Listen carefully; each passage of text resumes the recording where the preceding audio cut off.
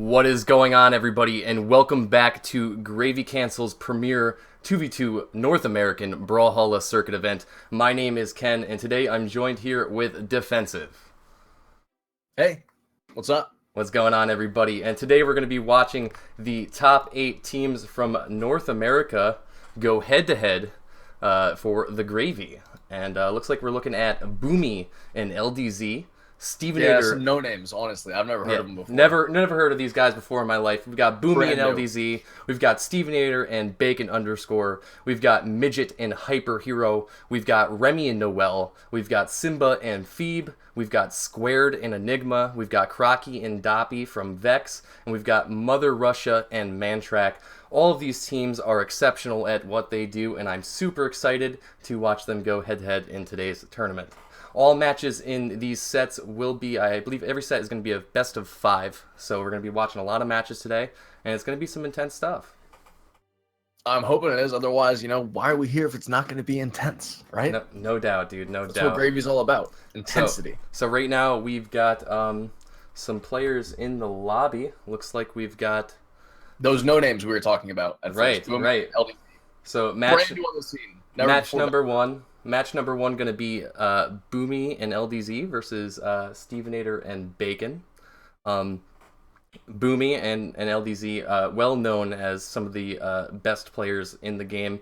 STEVENATOR actually being the Gravy Cancel champion back in the day. Back in the day when we first started hosting Gravy Cancel tournaments, STEVENATOR would show up with his Bodvar and absolutely destroy the competition. So I'm super excited. I thought it was all about who was it? I thought LDZ with his 9 took all the Gravy Cancels. That's actually, see, here we actually had a lot of stars on Gravy Cancel. I believe the first champion for Gravy Cancel, the first few tournaments that we hosted, it was STEVENATOR consistently with his Bodvar. Okay. And then LDZ actually came out of nowhere and started just tearing shit up. And with Queen Nye, nonetheless. I believe Wilson was the Queen Nye. I think LDZ at the time was playing Koji. But I could be wrong. He might have been coming out with Nye at one point.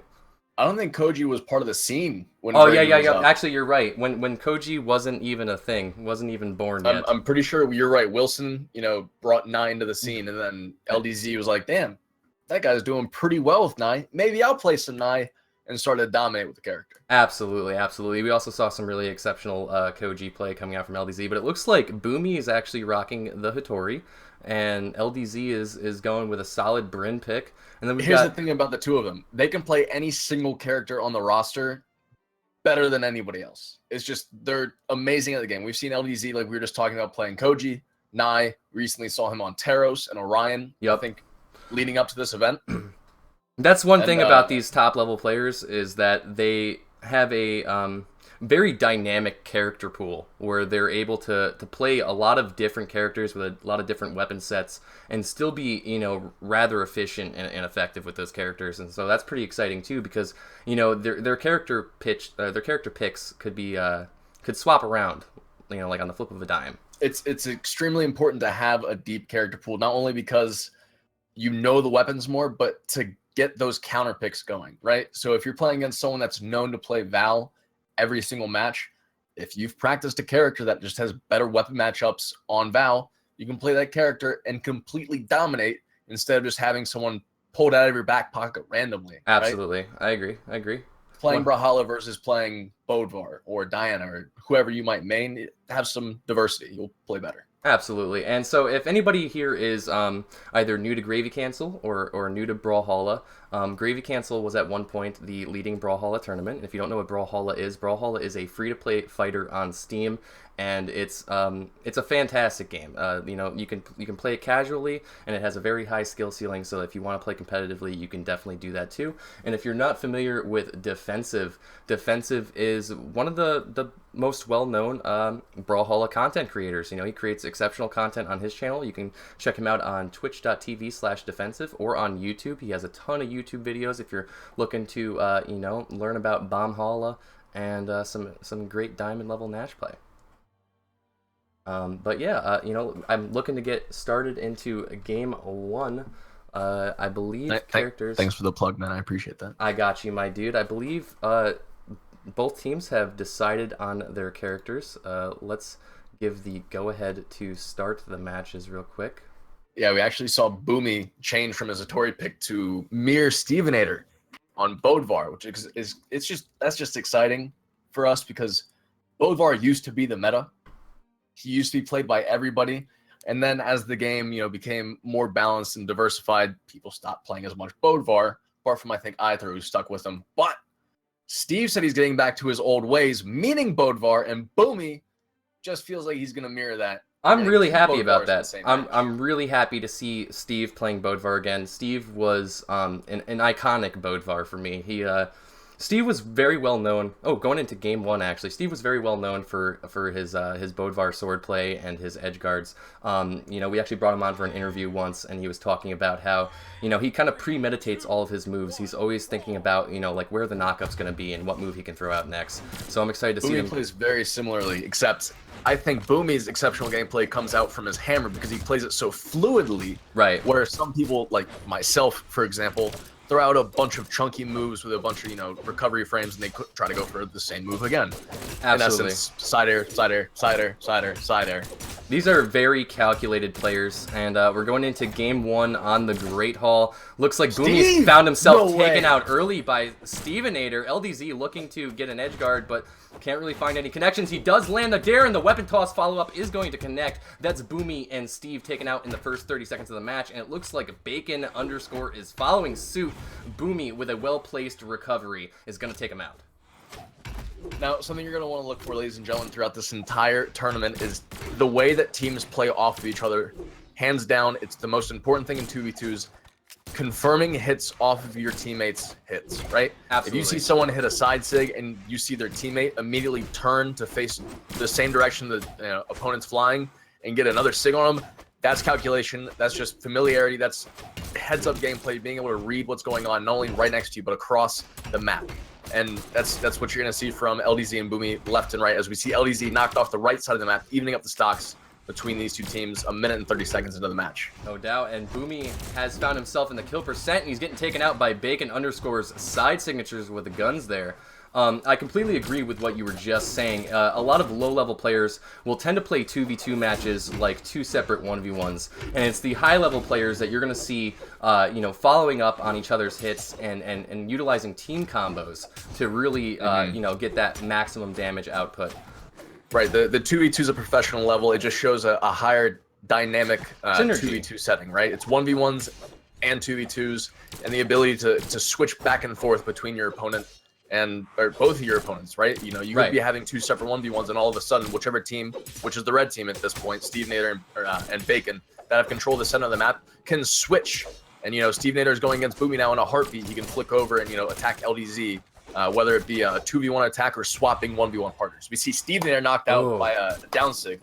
That Boomer himself. That was a well-placed down sig coming out from Boomie, but he is going to get hit by Bacon _ side sig. Steve going for the edge guard, but unable to secure the kill, is now put into a position where he needs to take Boomie out if they want to have a shot at winning this game. Their best shot is to turn it into a 2v1.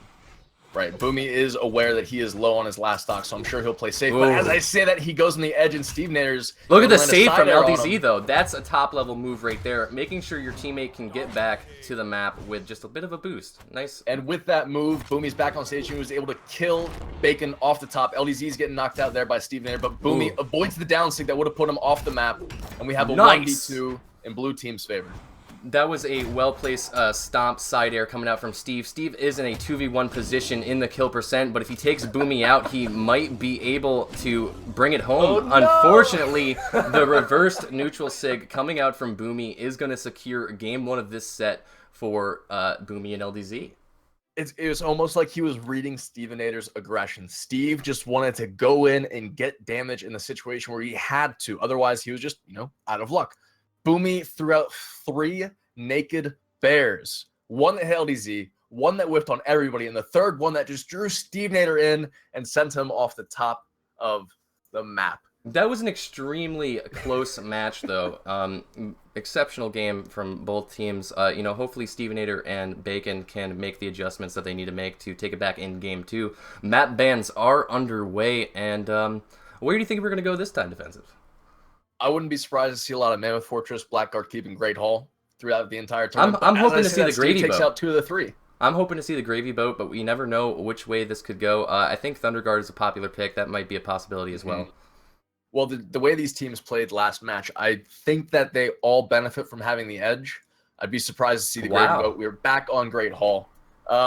We can chalk up that last match to the extremely pivotal moment of Boomie almost getting knocked out and LDZ saving him with that axe. That was a game changer right there, because that would have turned the game into a 2v1, and that would have definitely put it into the red team's favor, even though they were at a health deficit. But unfortunately, fortunate for LDZ, he had, a well-placed save right there. And, but LDZ is getting abused. Oh, man. This is the throwback, man. Do you remember the setup? Do you remember people playing Bodvar and Roland all the time? Yes, actually. Back in the day when, the character pool was smaller, they were 2 of the most popular picks.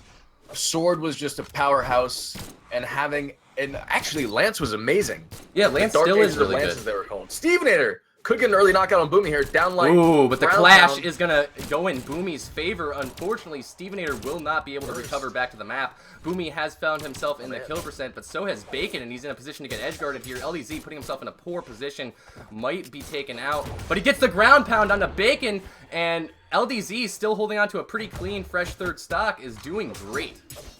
In that kerfuffle, we did also see Stevenator ground pound Boomie, getting him into his 2nd stock. Stevenator getting a little bit of damage on LDZ here. Again, we're seeing these teams play a bunch on edge. That was some really good damage output coming out from Stevenator and Bacon underscore. They managed to rack out a ton of damage onto Boomie, but LDZ still holding on to his 1st stock is doing work in the sense that he's he's kind of distracting him and baiting him. Oh, he's looking for the edge guard, but Baconator interrupting it. That's something we do need to look for again, is just the team's ability to assess the situation and do something optimal. Instead of chasing LDZ off the stage, they instead decided to keep with Boomie, rack up damage, and it's important because it led to Boomie getting knocked out right there. We have red team Absolutely. 1 stock ahead here. That's a great option. Stevenator's close to getting knocked out, but it probably won't happen anytime soon as he's bringing out some crazy hammer gameplay against LDZ, and Bacon following up with a recovery. LDZ's deep in the orange, and on roll, that's a hard thing to do early into a match. Stevenator is in the kill percent, but he's proving to be hard to kill, and while he's holding on to this stock, they're racking up a ton of damage onto Boomie, putting the blue team into a pretty serious deficit. We're seeing an excellent comeback from the red team here in game 2. Boomie's going to need to hold on to the stock so that they can have an opportunity to take this game back, because it's not looking to be in their favor right now. LDZ does get hit by Bacon's recovery, and that's going to throw him nearing the kill percent. See, Boomie has 2 sides to himself when he has 1 stock. He either plays extremely carefully, or he just plays with unbridled aggression, and we're seeing a little bit of both as he goes back and forth here. And Boomie and LDZ getting 2 knockouts back-to-back. I think, was that a DKO for LDZ? I'm not sure. It might have been. I think it was. Evening up the stocks and then bettering their stocks. LDZ with 2, Boomie with 1, red team holding on to 2 apiece, and LDZ's getting insane sword damage onto Bacon. Now Bacon spaces him out that side air, but he misses a side light onto Boomie. Boomie, it looks like he's barely been touched in the past 30 seconds, but as I say that, Bacon catches him with a recovery. LDZ knocks out Stevenator, but we see Bacon with 1 stock and LDZ with 2, and the reigning world champion, he's got some tricks up his sleeve, man. I wouldn't be surprised if he'd be able to take the stock of Bacon. This is going to be really tough for Bacon underscore, as LDZ is a 1v1 champion, and not to mention, he's in the kill percent at an entire stock deficit. He's going to have to play flawlessly if he wants to take him out. He does get hit by the bread and butter side light into recovery from the Lance with the gravy cancel down light unarmed combo, securing game 2 once again for Boomie and LDZ. Amazing play from both teams. Blue team just edged out over top of them. We'll see the red team in the lower. Are we doing both fives or both threes? We're doing both fives. We're doing both fives. There's still a chance that Stevenator and Bacon can take this back. I spoke too soon, ladies and gentlemen. We're going to see fights right here. This is the match that determines who gets an easier ride through the tournament, right? Right? I mean, I wouldn't say an easier ride, a well-deserved ride. I think I did misspeak. An easier ride, kind of, only because if you do ride the lower bracket all the way through, you do have to beat the other team twice. Yeah, that's in order to actually win. So that's the only really road bump of the lower bracket, is you got to beat someone twice. For sure. And map bans are underway for game 3. You think we're going to the boat? I would love to go to the boat, but I'm feeling some Thunder Guard. I feel like that's where it's going to go, but it might go to the boat. I feel like a lot of people tend to stay away from the boat due to you know, the short edges and the inability to recover. It's the short edges, but in 2v2 man, it's just like the amount of traffic that can go onto those edges, right?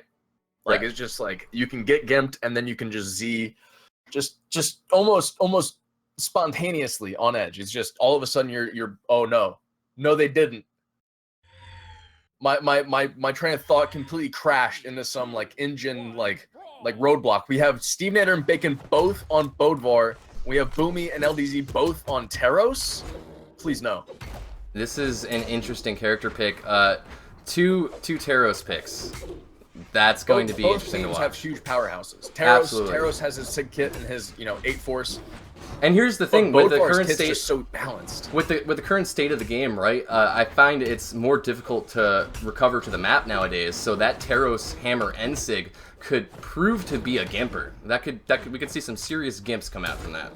Yeah, aerial jumps being nerfed to have the same jump height as grounded jumps has definitely, switched up the recovery game. But with the addition of speed, the ability to get in with a hammer and hit that stomp is way easier. And with Teros, his neutrals, what?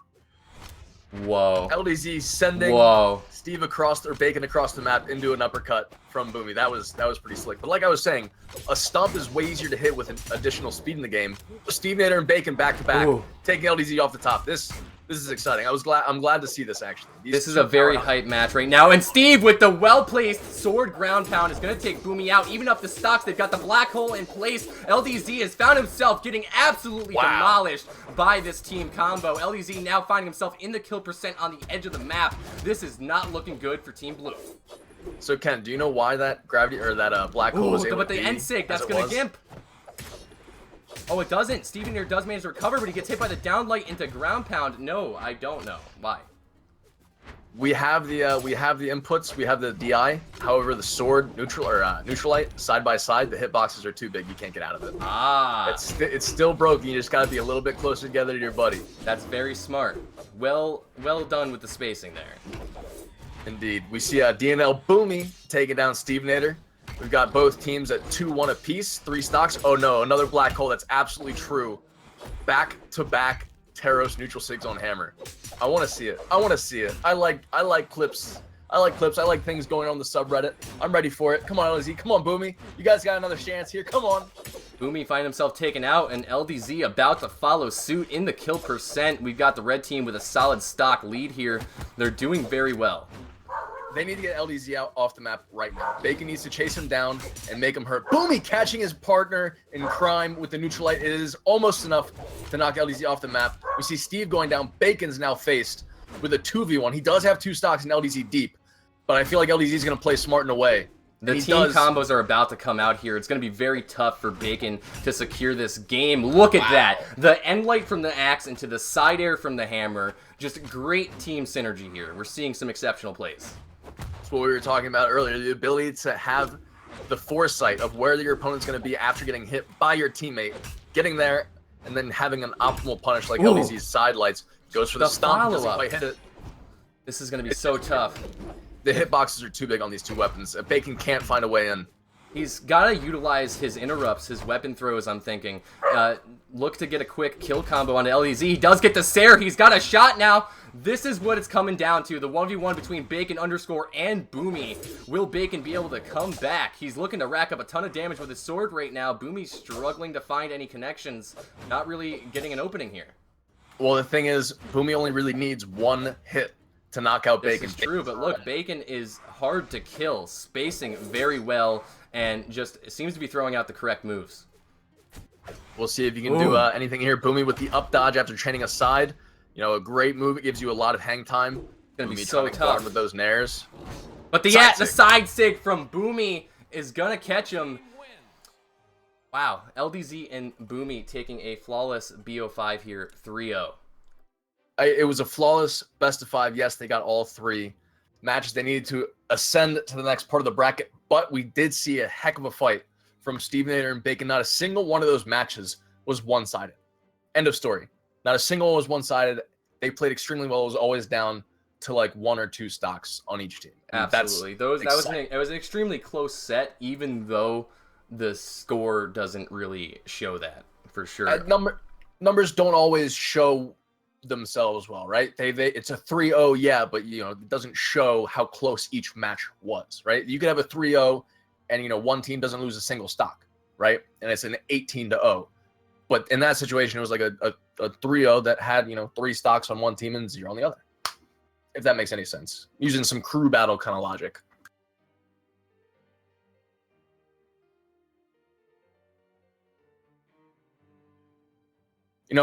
Every single person here I actually muted. I've met in person are amazing people and amazing Brawlhalla players. But we've all seen Noel win things recently. Just period end of story. Noel has been winning. And picking up Remmy is, winners don't make mistakes all the time, right? That's why they're winners.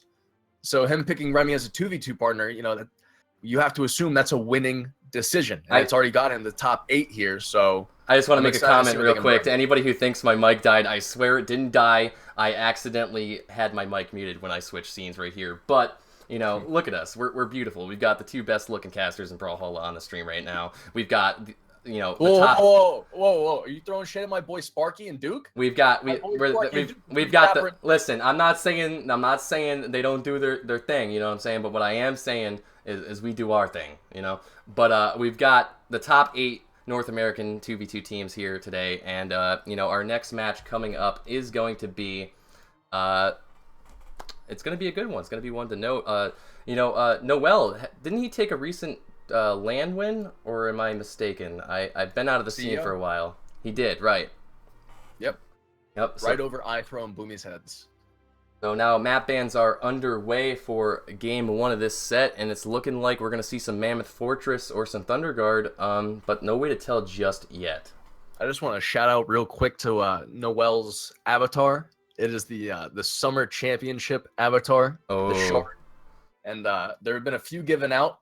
It will be available, I think, on the 14th of July. So look for that, ladies and gentlemen. You'll see it on a few streamers and players' characters. It is very, very cool. But into the match, Noel and Remmy versus Midget and HYPERHERO. Mammoth Fortress, game 1. We see Noel opening up with some unarmed damage onto Midget. Both players trading rather evenly at this point. A well-placed neutral light coming out from, what's the Nash? Sorry, Remmy.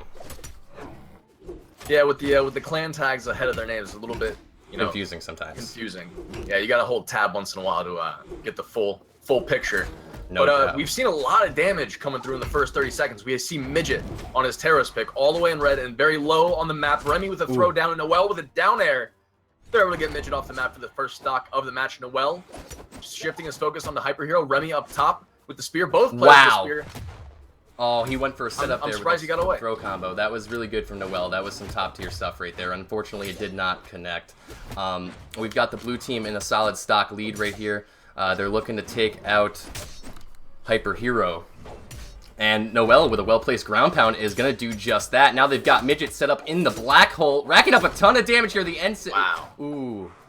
Unfortunately. With the damage and force that they just have between Nash and Hattori, I'm very surprised that they weren't knocked off. And the team combo sending Remmy off the top left of the map. Man, this is already shaping up to be the setup. One of the best matches we've already seen. Wait, Midget's on his last stock already? Oh no, Remmy just fell off the map. DC'd? Remmy might have DC'd here, and unfortunately it's too late to call a reset on this match. Noel's going to have to play it out in this 2v1 situation. Luckily, he does He does have 3 stocks here. He is doing quite well. Oh no. Oh no, Noel finding himself getting taken out by the Axe Dare. That is his first stock off. I think we saw just the same thing last week. I think Midget was having issues with this connection, right? Yes, we did see a couple disconnects last week from Midget. Now, that's unfortunate. Now, unfortunately, Remmy is facing some issues here, but he has managed to come back. Not really putting out any damage, though. He's finding himself to be abused. They know to target Noel. You can see they're focusing Noel and just kind of keeping Remmy spaced away.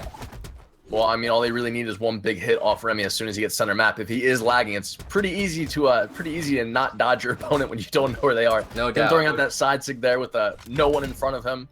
Recovery from Midget's enough to knock him off the top. Noel now in a 2v1 situation. Not only is he in a 2v1, but he has to take down 3 stocks with his heavily damaged 2. And if there was anybody I would think might be able to do this, it's gonna be Noel. He's looking to edge guard Midget here. He's got him set up for the kill, but unfortunately was unable to find the downwards force that he needed. If he can turn this into a 1v1, he's definitely got a shot to take it home. Let's see if he can do just that. Oh, but getting abused by the team combo, that is not good. Covering as much as they can with the hammer there. We see HYPERHERO clear the board of weapons. We have MIDGET very low. I'm surprised that HYPERHERO went for the weapon clear instead of trying to help guard his teammate there. Hammers are picked up. The strings are coming out. Team combos aren't quite enough to catch up Noel. He's on edge, playing carefully, waiting for them to approach. They're giving him the entire map, but they are trying to pin him between the two of them. They're baiting him for positioning right now. They want to get him where they want him, but he doesn't seem to be falling into it. He's being very careful with the moves he throws out, playing it slow, playing it patiently. Goes for this gravy cancel side sig on the midget, but unfortunately couldn't get the connection. I was waiting for MIDGET to throw out one of those sigs. The down sig on hammer is not one I expected. Noel will get the stock here with that down air. That's what he needed. He made this a 1v1. This is looking good. Barely taking any damage. This is looking really good. He manages to take out HYPERHERO. This is fantastic for Noel. He is at a damage deficit, but he's very strong in a 1v1 scenario. I think he's got it. I think he might have a shot. You know, you don't count your stocks before they hatch. No we doubt. See Noel deep in the red and never mind. Sig. The caster's curse. Spoke too soon. Unfortunately, Noel is going to be taken out by HYPERHERO's side signature, but he really showed up strong in that game one. That he did. We see Remy's not connected to the lobby quite yet. We would have obviously seen a very different match if Remmy could have used all 3 stocks on that Nash, but it really only seemed like he had 1.5 that entire time. Yeah, that was really unfortunate.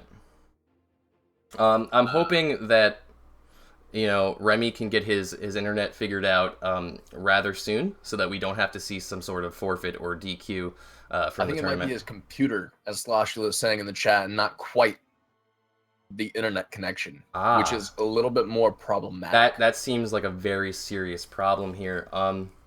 Let me do a little bit of a giveaway. I'm not going to run a raffle software per se, but I am going to drop some codes in the chat, and these are going to be community color codes. Essentially, in order to redeem these codes, all you got to do is open up your Steam client, click Games, and then activate a product on Steam.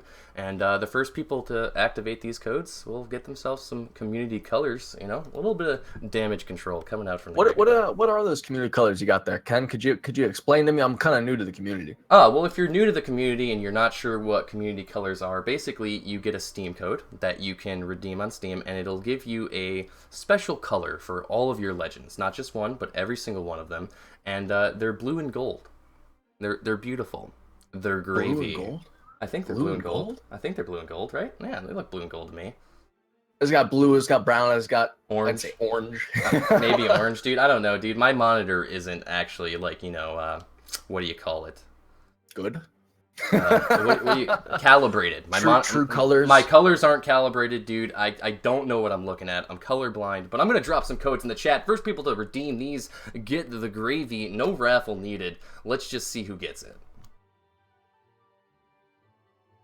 Oh, that's more than one code you got there. That's a few codes. Ladies and gentlemen, if you're confused as to why there is a 10-digit /number string, it's because that's a Steam spaces code. Are hard. And you gotta split them 5 each, just so you guys know. No doubt, dude. You guys figure that out. I think it should get. I think they should probably figure it out pretty quickly. It's not too hard. I'm sure. People have seen Steam codes. I'm sure. So I'm pretty excited, dude, to watch the matches we have today. We had an exceptional showing coming out from Boomie and LDZ with that flawless 3-0 set. Still waiting on Remmy. Hopefully he can get that figured out. Do you have any predictions? Do you have any projections for the tournament? Who do you think, in your personal opinion? Personally, I feel like Remy's going to continue to have problems, and Noel's just going to hit up his boy Diffensive to, you know, jump in there and fill in, which I'm sure is totally cool. We actually got Remmy back in the lobby. Probably win it. We've actually got Remmy back in the lobby, so we're going to go here. Wait, no, I was wrong? To the lobby. Remmy has fixed his computer. No. You have lost all the rubles, my friend. Remmy will be coming in strong today. Hopefully, I'm sure my boy Brain can help me out with some rubles. That's Russian currency, right? Correct. Ooh, yes. Buy some good vodka with that. Some good vodka. Vodka? Yeah, we can squat. That was a I don't joke. think that's Russia. I think that's an inside joke. Like, you ever noticed that? Over? Yeah, like the whole like Russian selfie thing going on. Anyway, map bans are underway. Game 2 of this set. I thought it was Bulgaria. Never mind. Yeah, map ban. Mammoth Fortress once again. Getting into the match, hopefully this time we see that boy Remmy connected the entire time. No character swaps whatsoever. It's as if the slate is clean minus that whole, red team has one game in their favor. Absolutely. Hopefully we can see Remmy show up here in game 2. Currently without a weapon though, is taking a bit of damage. Yeah, those hitboxes on Hammer are all consuming, especially if you have 2 of them back to back. It does seem like HYPERHERO and Midget are playing close to each other, which is a great way to play. If they, plan out, hey, you swing right, I'll swing left. It's kind of hard to not get hit by that. It's like one of those, who was it? The Romans that walked around with their shields and yeah, all stacked together as a tortoise. As a tortoise? Yeah, they made a moving tortoise, man. That's warfare. That's smart. That's exactly what HYPERHERO and Midget are doing. They're a moving tortoise. They're a impenetrable tortoise. Moving as one entity. But we've seen Noel getting taken out early, and then HYPERHERO following taken suit. Out by Midget. And then followed up again with Remmy getting knocked out. So we've got the blue team here at a stock deficit and also a damage deficit on top. Midget's high, low on health. Chased by Noel, chased by Remmy, able to escape, picks himself up a hammer, lands a side air on Noel, gets him over edge, could kill very soon as Noel's deep in red. We see we see that red team's really coordinated.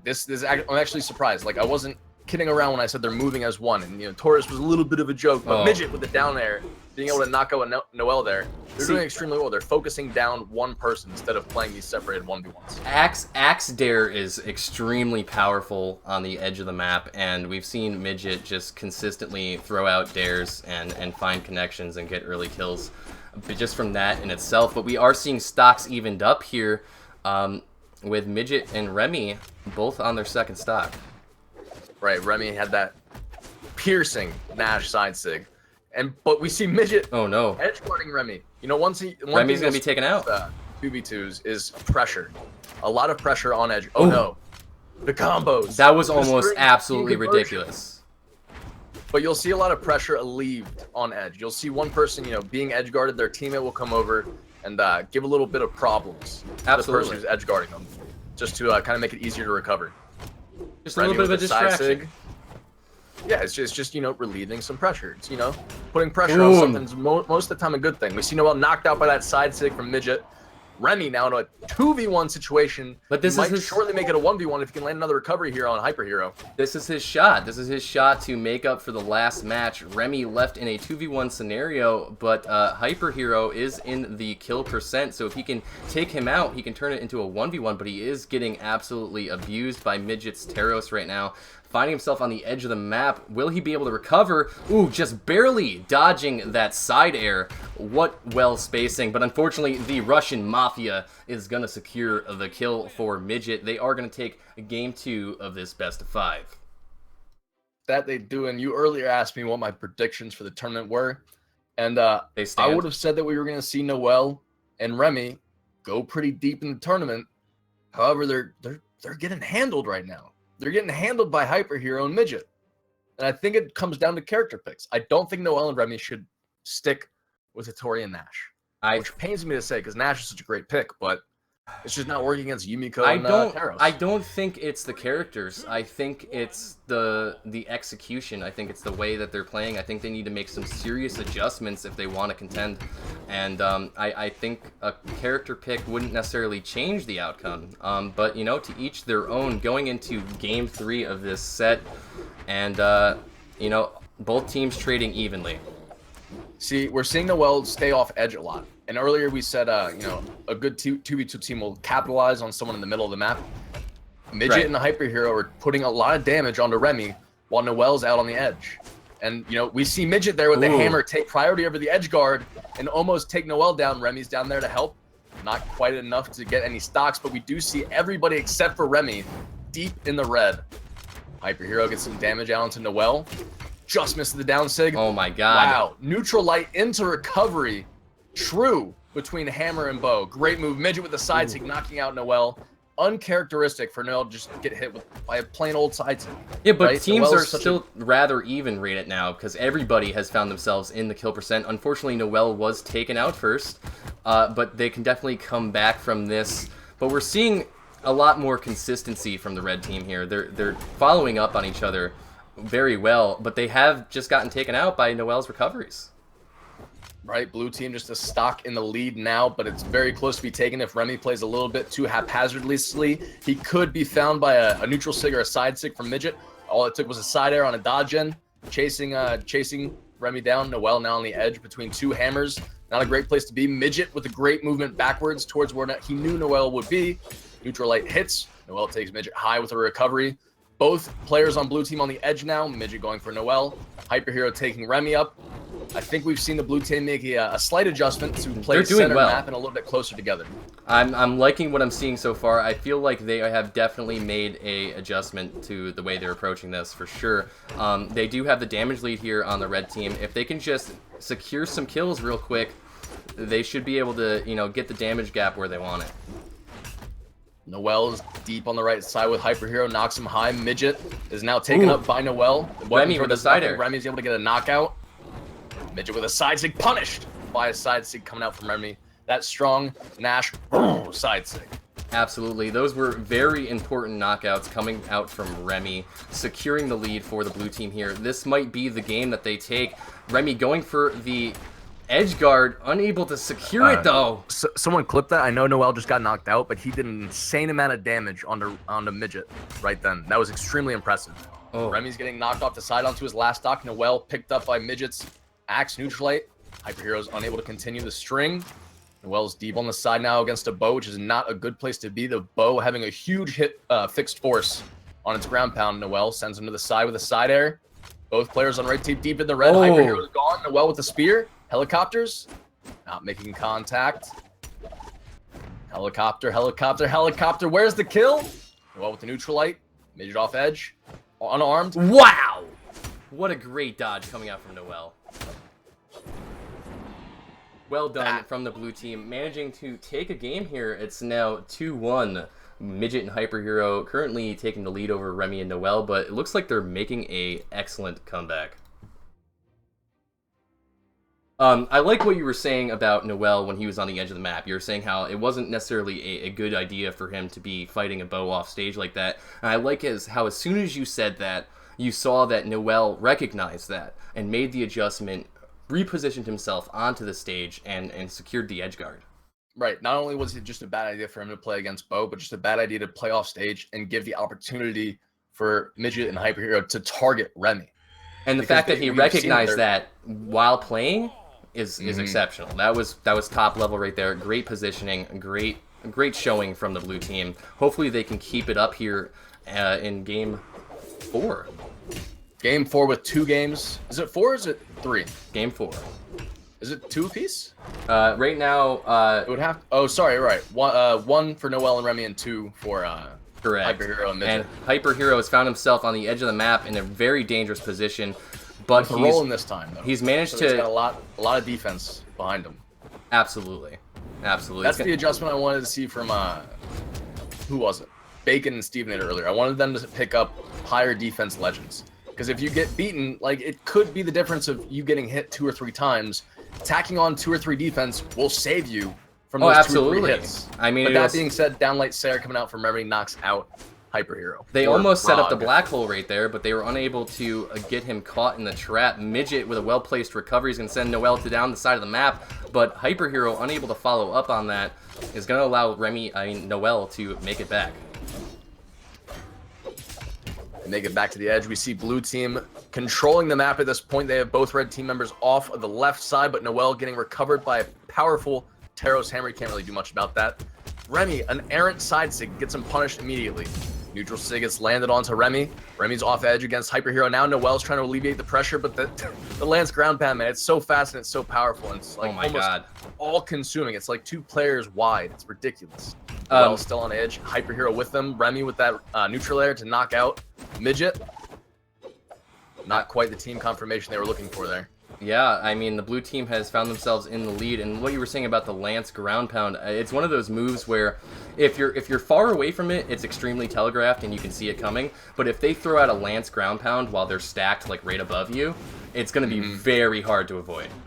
It's just so fast, and not only is it hard to avoid, but even if you're not hit by it, it's hard to punish because they're so quickly gone below you, and it's almost impossible to hit them.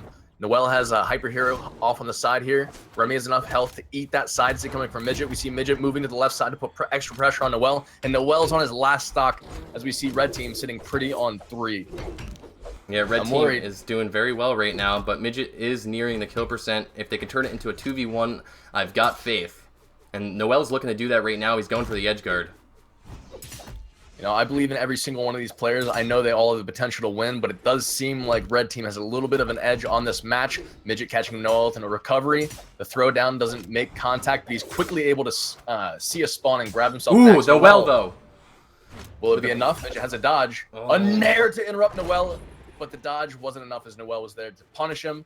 See Blue Team with 2 stocks, 1 apiece, and Hyper Hero by himself. They've managed to turn it into a 2v1, but both members of the blue team, Remmy and Noel, have taken a ton of damage with Remmy in the kill percent. They're going to have to be very careful with their spacing in order to secure this match. It's not over yet. As long as Hyper Hero doesn't get himself caught into a spear black hole, I think he'll be all right. This is where that 8 defense does come in use, just as a useful pick, but also the lance. Oh no, it happened. It might be over for him. It's confirmed. Regardless, like oh no! Wow! They don't get the knockout. They don't get the save. It wasn't stacked. That's a game changer right there. This is close. Everybody's in red. The Hyper Hero has taken the bulk of the damage, and neutral sig will knock out Remmy on recovery, just barely knocking. Down to the wire. Down to the wire. Whoever hit first there was gonna take the game, and luckily Noel, with a well-placed spear recovery, is going to take game 4. Evening up the set. We're down to the 5th game in this BO5 here. Hype. This is game 5 hype. People are wondering, by the way, about Noel's avatar. It is the Summer Championship avatar that will be available in the Brawlhalla 2 weeks from now. Wow. It's very dope. I was on the edge of my chair for that last game there. This is going to be exciting to see. The winner of this game is going to move on in the winner's bracket. And right now, Noel has found himself taking a ton of damage. He's going to have to space a little better. Again, Noel's deep on the side there, but I think he's comfortable now without a bow on the map, and he knows Hammer well enough to avoid it. Just dodging through that ground pound, the throw does catch him. Midget's played consistently with this terrace the entire time. A ground pound hits. Midget's doing extremely well. Every time he hits that recovery, he throws his hammer down. He's fighting 2 people at once. He's going to lose it like he did there, and be unarmed for a little while too long. Did you see how he was just utilizing his weapon throws to... He literally was hitting 2 people at the same time. What exceptional edge play coming out from Midget. Noel finding himself in the kill percent but not being taken out yet is trying to hold on to this stock. Yeah, we'll see if the blue team can bring it back a little bit here. We saw the blue team, you know, lose out on the first 2 matches, but then start to bring it back, and they've brought it back with some fire. Remmy with the side fire there. Indeed. It's been pretty even, but it seems like red teams recognize what they need to switch up with this different roll and pick, and they're executing it very well. We have 6 stocks on the red, 5 on the blue. And ladies and gentlemen, it does seem like we're gonna get another stock off a Midget there. And they've got the edge guard on Hyper Hero, unable to. Ooh. Noel with a well-placed spear dare is going to secure the kill there. Now the blue team has actually found themselves in the lead here, but just barely. If they can take Remmy out, they can even up the stocks. But red team is struggling right now. Noel is racking up the damage. It seems like whenever Midget gets any hit off of the edge, he does throw his weapon down. We just saw him hit a dare onto Noel and immediately throw his axe. I don't think this is the best decision for him, just because it leaves him unarmed if he misses. Oh, Remmy was going for the save there, but unfortunately he couldn't get it. Remmy's in a lot of trouble here if Hyper Hero plays his cards right. Hyper Hero canceling his ground pound on the soft platform. He could have hit through Remmy's recovery. He had been a little bit more decisive there. Midget with a nair, hitting Remmy high, chasing down Noel. He's got that recovery in his basket. Will he pull it out? Remmy is still holding on. Remmy. Oh, but as soon as I said that, he's found himself taken out by Hyper Hero's recovery. Noel on his last stock here. They've got to take out one of these red team members. Otherwise, they're going to find themselves in an issue here because they might be turning into a 2v1.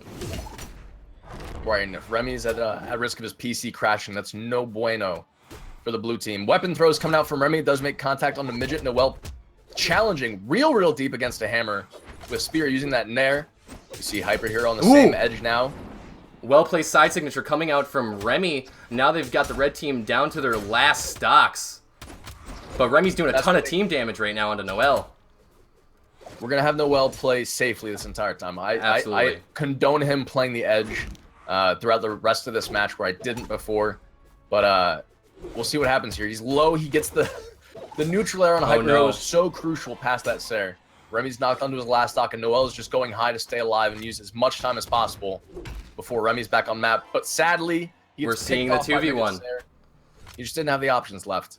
It's a 2v1 now with HYPERHERO nearing the kill percent and Midget with a fresh stock. It's going to be very tough for Remmy to come back from this. He's going to have to be careful here. He's looking to get a combo starter onto HYPERHERO. Was trying to go for the edge guard here, but couldn't get a connection on that recovery. We've seen Remmy play a lot of Cassidy in the past, and playing Nash after playing Cassidy is such a stark difference because of the change in dexterity with the hammer. But he is playing extremely well and utilizing all of the moves on his kit, which makes hammer move a little bit more fluidly. Trying to get that side sig over edge, but it doesn't quite hit line of sight. OP, getting back safely with that neutral light.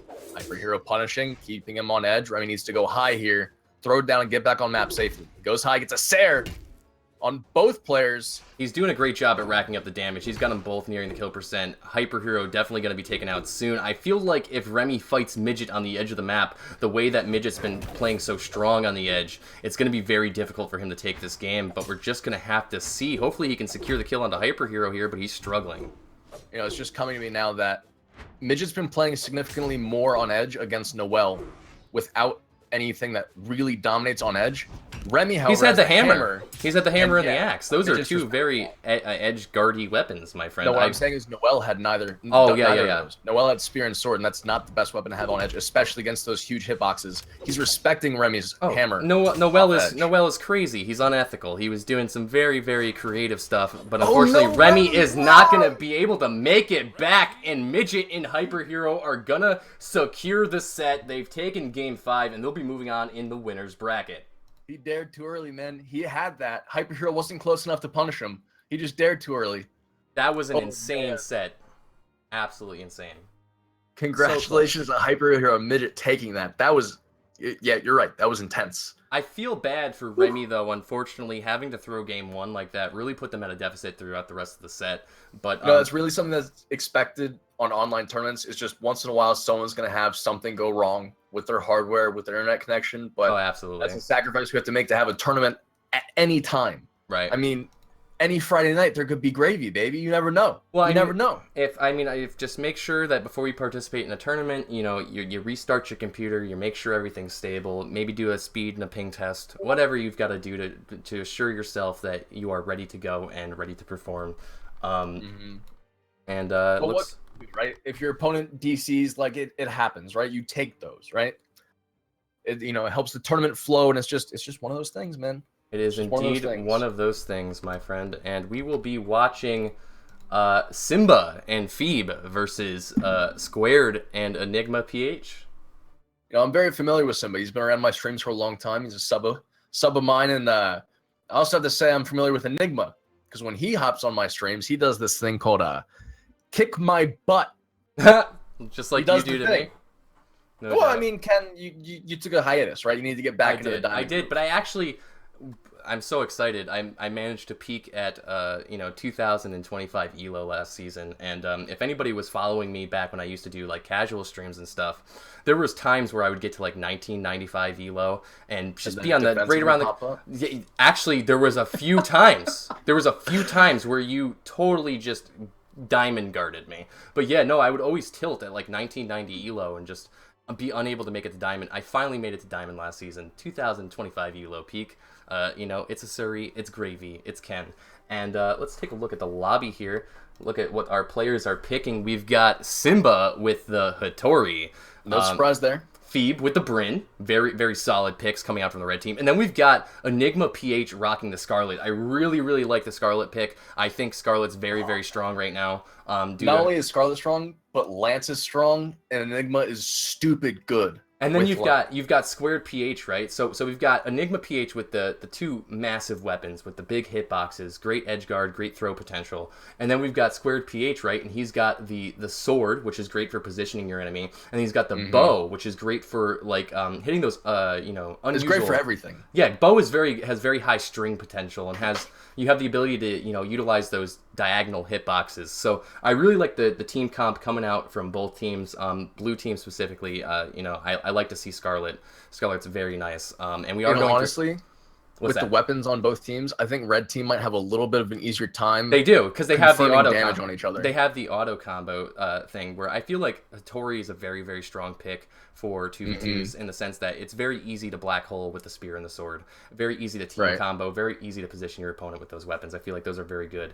And then you've got the axe, which is really strong with the edge guard. You hit an axe dare and you're probably going to get him. And then you throw downward like Midget was in the last match. Absolutely. Going into game 1 here. And it's going to be on Mammoth Fortress. Well, let's see how this match goes. It'll be gravy, baby. No problem. It's going to be gravy, baby. No doubt. Enigma with the hammer pickup has the weapon in hand. And they've got the red team on the edge of the map, and they're actually racking up a bit of damage here. They've already sent them into the yellow. FEEBE finding himself in the orange, but he's rebuttaling with some spear neutral lights. You see Simba picking up a sword finally after being unarmed for so long, but he's immediately hit off stage by Enigma, and Enigma immediately, instead of chasing down Simba, goes after FEEBE. The 2v2 meta has evolved so much, and I love it. It's so really good. Has. People are smart. 2v2s are very exciting to watch. Wow, look at the N6 coming out from Simba. He gets the ground pound onto Enigma. That's going to take him out early. And now Squared has found himself abused by FEEBE's axe. He's found himself on the edge here, but he has managed to make it back to the map. And now he has the height advantage against Simba. Enigma with his favorite weapon there. The lance is going after Simba now. Squared knocks him high. Enigma trying to follow with the recovery, not quite hitting. FEEBE hitting his teammate down low with that axe. It's a terrible thing to hit on a teammate as an axe dare. Enigma with the short string onto FEEBE, doing a lot of damage, going for a ground pound, but it's cut short by FEEBE's Sair. Sair to downlight. Simba now on edge along with his teammate. Not a lot to do there. Simba's off. Enigma playing safe with the lance, just knowing that anytime you just Sair and his opponent just flies off the map.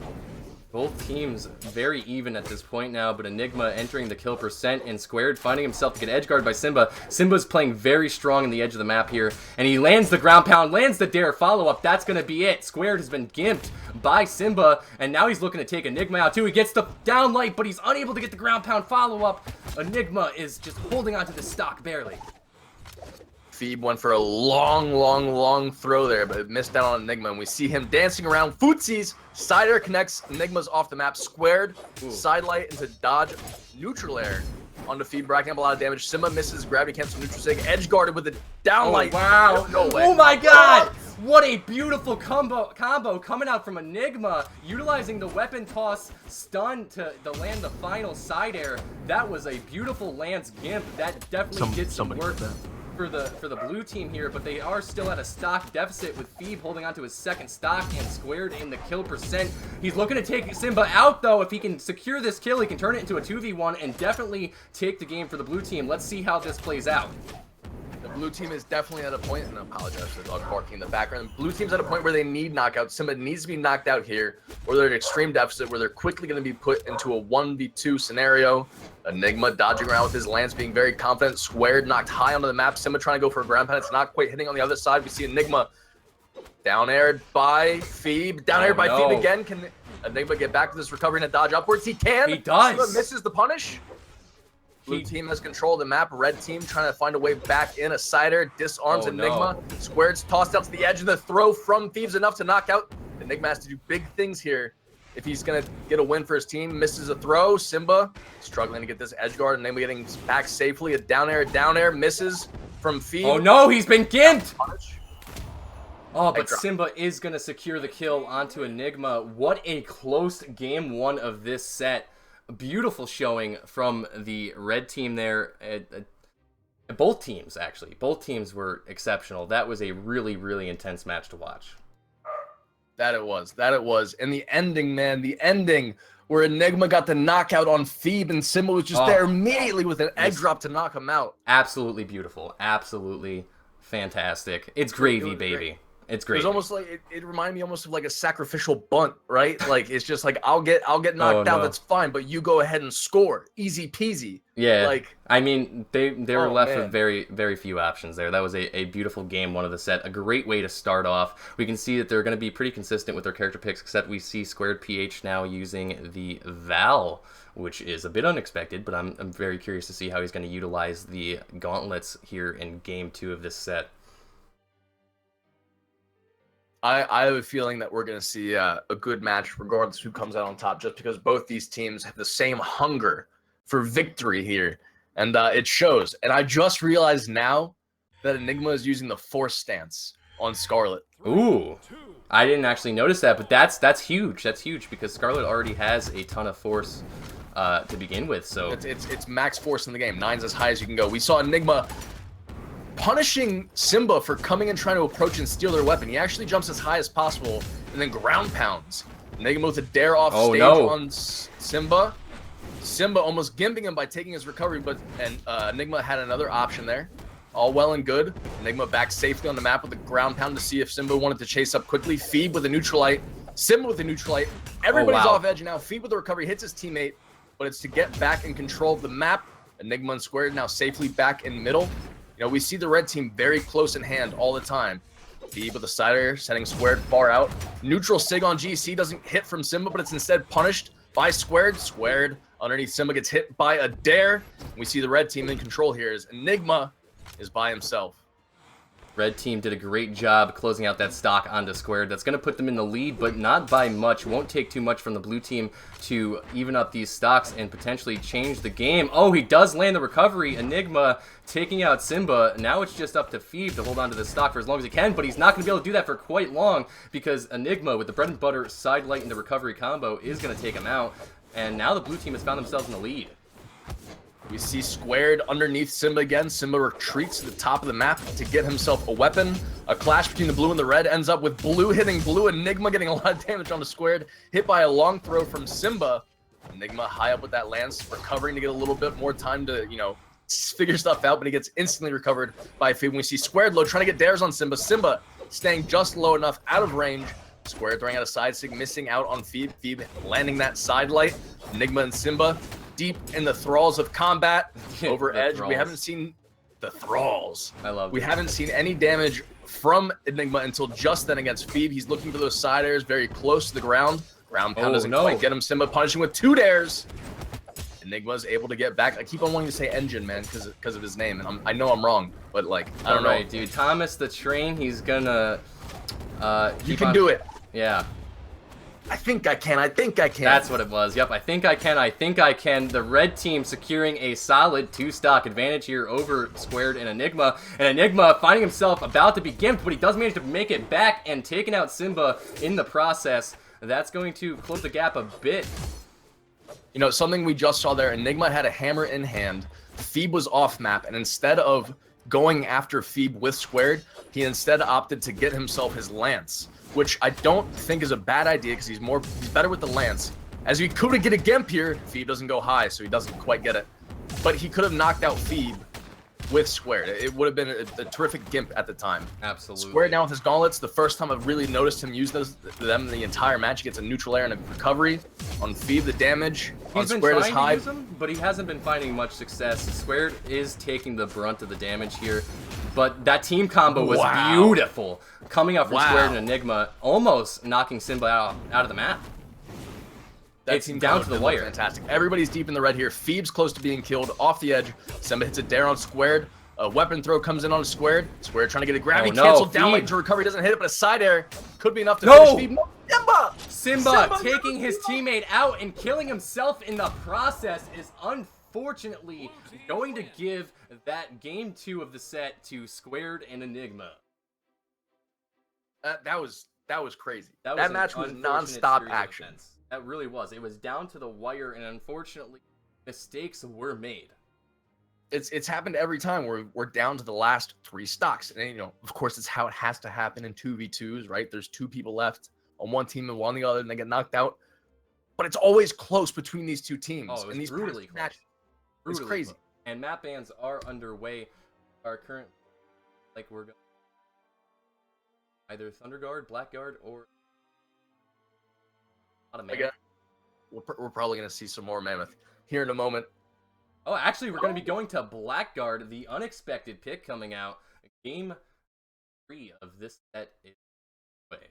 You know, thinking about it, I think Enigma gets the most out of these platforms with his lance. He's able to reset his jumps a lot quicker and chase a little bit more aggressively with the lance. I'm looking forward to more lance gimps from him. I absolutely agree. I feel like Lance is very, very strong right now, especially if you get extra movement off edge with those soft platforms. Right. You see Enigma with a down light into a side air on FEEBE, racks up a good bit of damage. Simba's taking the brute of the damage in this match, though. He gets a down light into recovery on Enigma, and Enigma, trying to go for a ground pound, gets punished by Simba. But as Simba's way off kilter, they both go on to FEEBE, and Enigma spacing extremely well with these nairs here, taking control of the center of this large Blackguard keep. Absolutely. Squared is doing a great job at spacing out right now. I think he has found himself on the edge of the map, but he hasn't taken too much damage. Simba is going to be the first one to be taken out, putting the red team at a deficit, but FEEBE, coming in strong with his axe, is baiting out these side airs, looking to close the gap. He does land the dare onto Squared, but not really finding the secured kill. Simba, meanwhile, is going to take out Enigma. You see the blue team and the red team both having taken one stock apiece. Squared and FEEBE holding on strong to their first stocks. You see Enigma going after FEEBE with that hammer, looking for those huge sayers that will most definitely knock him out. Simba picks up on Enigma. Enigma hitting a nair on Squared, almost knocking out his teammate's first stock, and Squared falling through a platform with a sair, almost fell to his death. FEEBE with the recovery to seal it. You see Enigma by himself for a moment as Squared spawning back in. Enigma playing safe, throwing these nairs out after speed dodging an air. A side sig. Wow. Knocks Enigma way to the side. A great read. That was pivoted. That was a pivoted side sig, and he does get the confirmed kill with that edge guard there. FEEBE doing an excellent job at holding on to this stock, and just great follow-ups coming out from FEEBE. FEEBE is playing very strong in this match, but he has found himself on the edge of the map. Will Enigma get the edge guard? Doesn't look like it. He's just kind of spacing him out so Squared can do some work onto Simba. Well, again, we see that thought process of one person's way off map. Don't bother trying to fight them. You could get them to go ahead and 2v1 while you have the opportunity. They use that mentality, and they did get the stock off of FEEBE. Simba's deep in red against Squared here on the edge. Squared with those gauntlets gets nared by Simba. Recovery just slightly missing. A nair slightly missing. Simba playing fantastically away from Squared, spacing perfectly. Again, that mechanic chase the opponent that's, you know, not far off edge, almost getting knocked out there by neutral 6. Squared barely alive, trying to find a way in for this weapon. He finds it after Simba misses a hit. A side air from Enigma will knock Simba out. That was a game changer for the blue team there, closing the gap. Enigma with a well-placed Sair is going to take Simba out, and now it's up to Squared to hold on to his stock long enough for FEEBE to get edge guarded. Simba chasing Squared deep on the edge and getting 2 dares to knock out. Enigma has to play carefully here as he's 1v2 again as Squared spawns back in. It seems like Enigma is playing as far away from so strong as possible. He's playing so strong. He's baiting out the side air, or I mean the side light rather, with Lance, and that's like the the bread and butter combo starter. So he's doing a great job at punishing their missed spacing. Unfortunately, his teammate did just take him out right there, and that's going to put the blue team at a massive deficit. Now faced with a 1v2 scenario, it's going to be super tough for him to come back from this. It's definitely possible, but he's going to have to play flawlessly, looking to take FEEBE out with that recovery, but it's not going to be enough. That soft platform of Blackguard keep saves him from FEEBE's down throw. It wouldn't have been a knockout, but it would definitely have been a huge hurt. Squared needs to knock out Simba here as he's on the last stock. A side air, not quite enough to do it. He has to change his attention to FEEBE as FEEBE is the leading threat. He did it. Got damage on the FEEBE. You know, if he gets a quick knockout here, it's possible. There's a bigger hope. There's definitely hope. If he can play carefully and secure the kill onto FEEBE, he might be able to close the gap and take the game, but it's going to be difficult. He's going to have to play perfectly. And you can see he's spacing out his opponent, utilizing his weapon throws for that stun time, but we're not seeing any follow-up just yet. He doesn't want to throw out a punishable move that's going to get him taken out, so he's being very careful. Right. We've already seen him try to go for the side sig a couple times. I hope he doesn't fixate on using a side sig to knock out FEEBE. He finally gets a neutral light that will take FEEBE off the map. We see him juggling the gauntlets again. He has a sword on cue. The next time he has a weapon pickup, FEEBE getting caught. Not in the dodge read. Squared needs to be a little bit more precise on his follow-ups after a side light on gauntlets. We're going to see a little bit of footsies here as both members of each team, they just know that this is a pivotal moment. It's definitely a pivotal moment, and we've got Squared in the kill percent. He's gonna have to be very careful here because it's not gonna take much from FEEBE to knock him out. He's got to rack up this damage somehow. I'm just not sure how he's gonna get in there. He really just needs to stay in the center of the map, and he needs to follow up and dodge read just a little bit better. He's not going for absolute combos. He's going for huge reads to get stacks and stacks of damage. It's not working out for him. A side air from FEEBE sends Squared far, just over that soft platform with the dodge. It was a close one for Squared there. We're seeing some good damage come out, though. Almost evened it up there. Getting FEEBE into the orange. The weapon throws aren't necessary. Squared just needs to play smart, basic Brawlhalla here. Oh, but that dare might do it. It's gonna secure the kill. FEEBE with just a single dare, taking game 3. It's almost disappointing every time almost as disappointing as the first time every time I see it. But getting the bevel on the bottom of the wall at Black Dark Keep is one of the most painful things in Brawlhalla. Really is.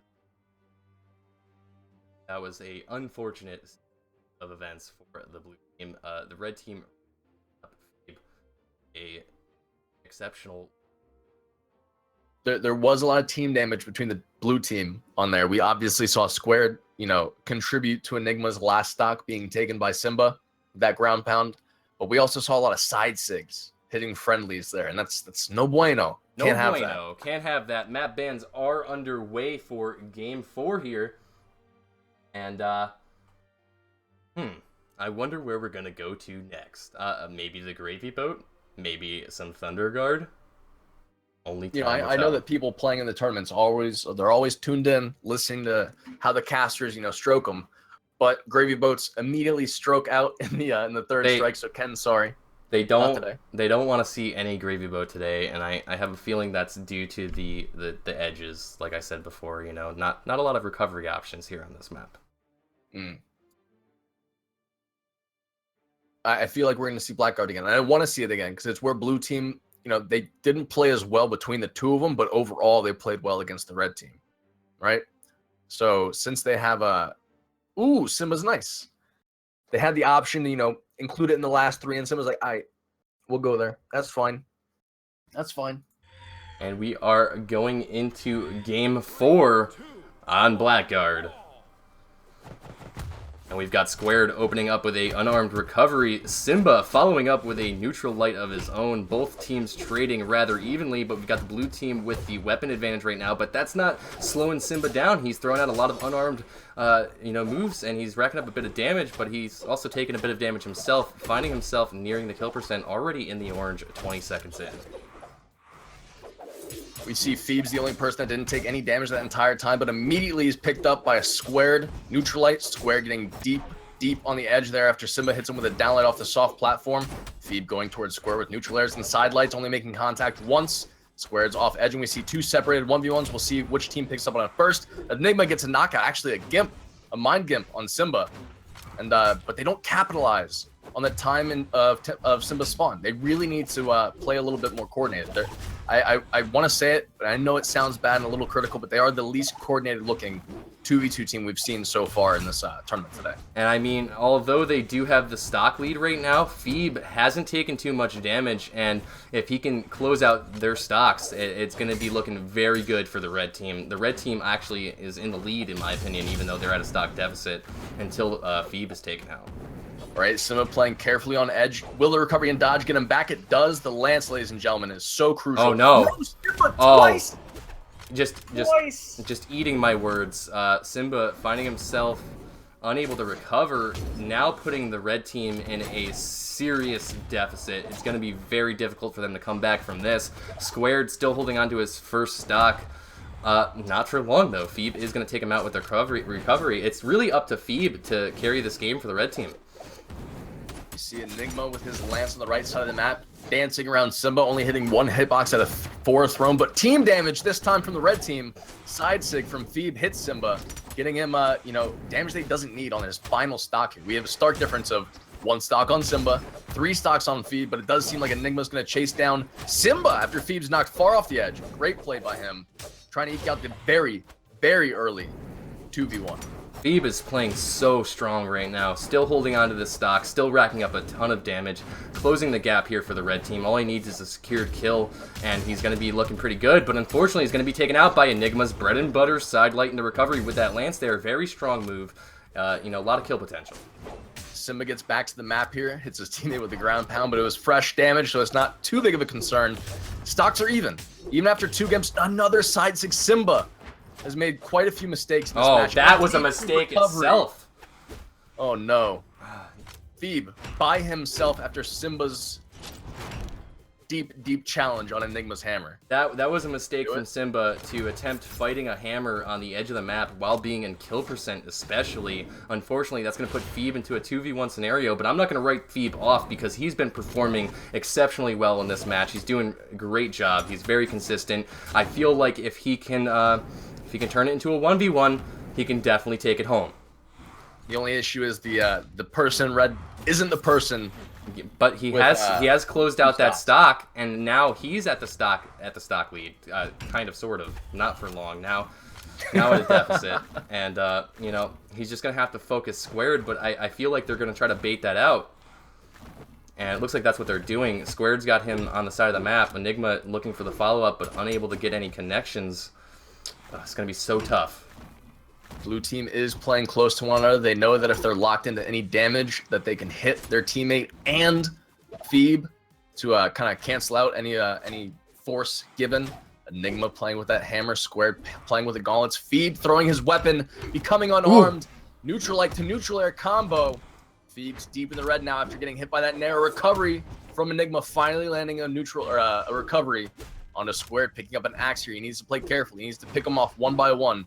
He needs to run across the map, get him separated, and then capitalize. He's doing so well at avoiding these moves, too. FEEBE has found himself in a dangerous position, but he's spacing very, very well. He's still got a shot.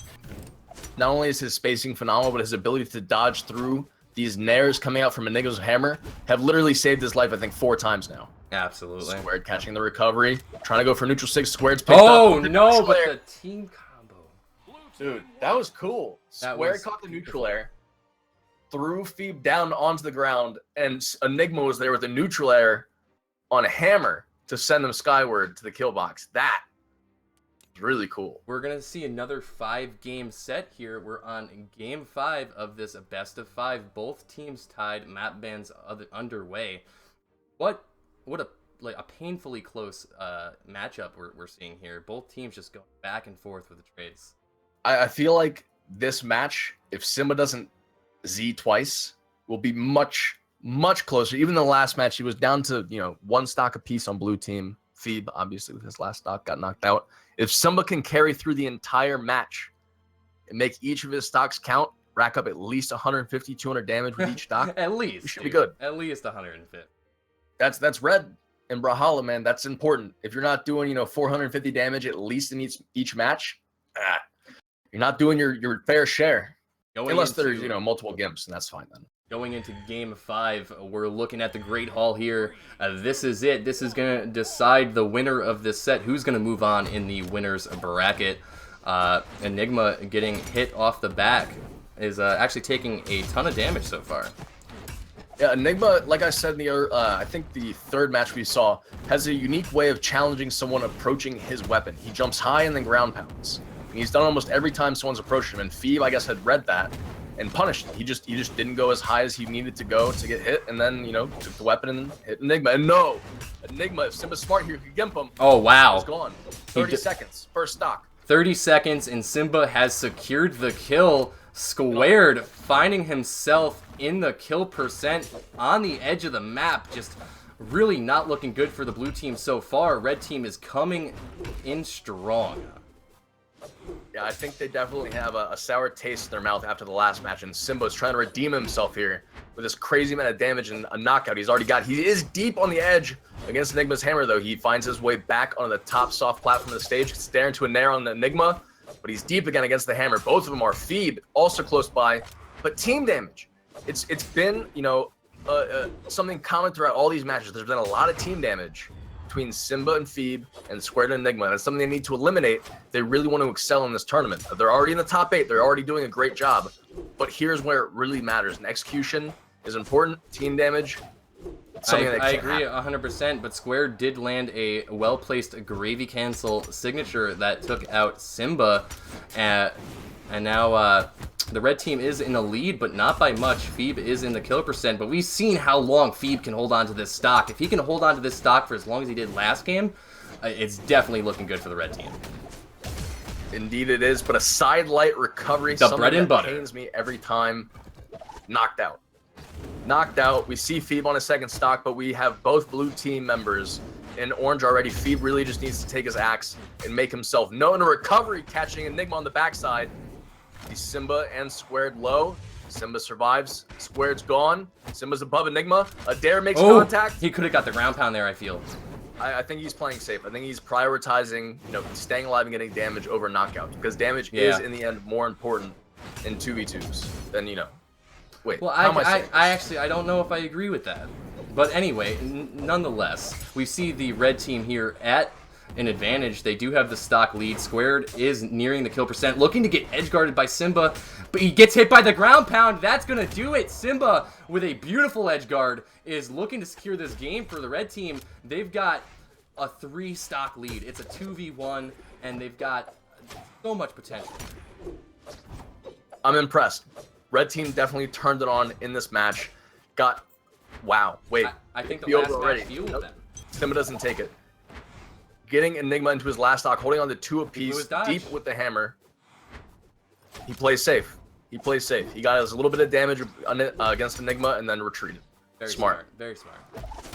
100%. Because they can play with all the time. Right. They don't have to rush this whatsoever. They can be very patiently with their option takes. They do set up the black hole, and but unable to find the killing blow. But Enigma in the kill percent, brutally. Black holes are great when they get the knockout. They're still great when they don't, but it just looks so much better when you nail that signature for the KO. Oh, and it's happened twice in this tournament where we've just completely missed on that. But let me try to reiterate what I was saying earlier. We see red team take that 3-2, a great set. Absolutely. Let me talk about getting damage over getting knockouts. Okay. If you're in a scenario where you're on edge with your opponent and you don't have a guaranteed knockout, being okay with the damage you did and then getting back on stage to take the advantage, I think is better than trying to confirm the knockout. Because we've seen time and time again huge disappointments on edge where you try to confirm a kill and it gets reversed on you almost instantaneously. Yeah. No, I agree. In high level tournament gameplay, it's always better to, not always better, it's usually better to take the safe decision, take that safe damage, and be patient with your options. You don't have to rush the knockout. You don't have to over aggress and put yourself in a bad position. You need to be really careful with what moves you throw out and what options you take. And it was a beautiful showing from both teams. And SIMBA and FEEBE are going to be moving on in the winner's bracket. And now we're going to be looking at, the loser's bracket. I'm sorry. And now we're going to be looking at, looks like Mother Russia. All I'm looking at is that Tiki Heatwave podium. Oh yeah, let me actually pop that up on the stream real quick. Now we're looking at Mother Russia and MANTRACH versus Bacon and STEVENATOR. I think this is going to be a very, very interesting set to watch. I think it's going to be a great set. I love to see Mother Russia and MANTRACH play. They're both great Hattoris. I also love to watch STEVENATOR play and Bacon play. And STEVENATOR was saying, we talked about his tweets earlier, he's going back to old Steve. He's picking up Taros over Bodvar, though. Do you think there might be a little bit of he got beat by a Taros reasoning behind him picking Taros here? No, I don't. I don't think there's any strange reason behind it. There might be, but I know that personally that Steve does play Taros sometimes, and he does feel comfortable with Taros. I don't think it was a reactionary thing. I think it's just something that he feels comfortable with right now. But you could be correct. You could absolutely be 100% correct. There's no way to tell unless we ask Steve himself. But yeah, I'm very interested to see how this set turns out. We are going through map bans. And I really actually want to ask him, but I feel like it would tilt him a little bit. probably we should probably wait till after the event to. He does have a level 29 Taros, so I guess he's played Taros a bit, but like. Well, I know when I get beaten out by somebody on a certain character, I immediately pick up that character afterwards. Like, you know what? I play that character better. Let's mirror match real quick. I'll show you what's up. Ken, you know what I'm talking about? Yeah, that's very true. That's very true. I actually personally hate mirror matches, but if somebody ever challenges me with a Suri, you can best believe I'm going to mirror them and show them what's up. So you could definitely be correct. It looks like we're looking at Mammoth Fortress for game 1 here. It could have been Grumpy Temple, man. Nobody will ever pick that map. I don't know what it is. I personally don't have very good experiences on that map, and a lot of people don't like to play on it. Yeah, but we are going into game 1 here, and we can see Mother Russia taking the brunt of the damage. He's found himself in the yellow, but Bacon, also taking a little bit of damage himself, is getting abused by Mother Russia's spear. A little bit of bread and butter. Blue team, we saw Bacon and STEVENATOR play earlier against Boomie and LDZ. We saw that they played extremely well converting off. What? Steve just hitting a simple neutral sig? That was a crazy pickup. We saw the blue team play very well off of each other, and I feel like that they're going to be able to do that again here. We have Baconator, I want to call him Baconator because it's STEVENATOR, I'm sorry. Bacon _, hitting a teammate off the side, and Steve. Wow. MANTRACH. MANTRACH with some beautiful edge guards coming out from MANTRACH. He's got a clean, fresh stock. He's yet to be killed, and it's going to be a while before he does. He's got a great opportunity here to rack up a ton of damage. What an exceptional play. Wow. I'm impressed.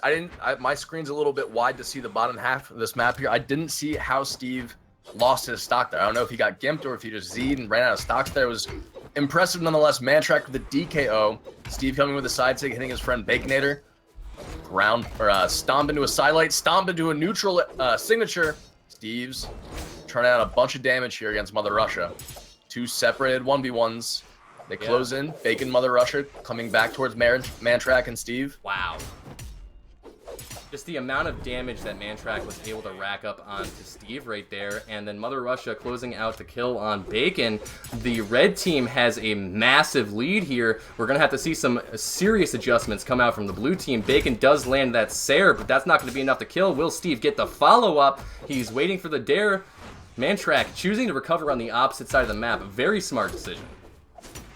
Very smart indeed, but it did leave Mother Russia open to get a lot of damage onto him. Steve's following up with the toss of the axe there. Trying to get those stomps for the edge guard. Bacon with a godlike throw across the map. Catches MANTRACH.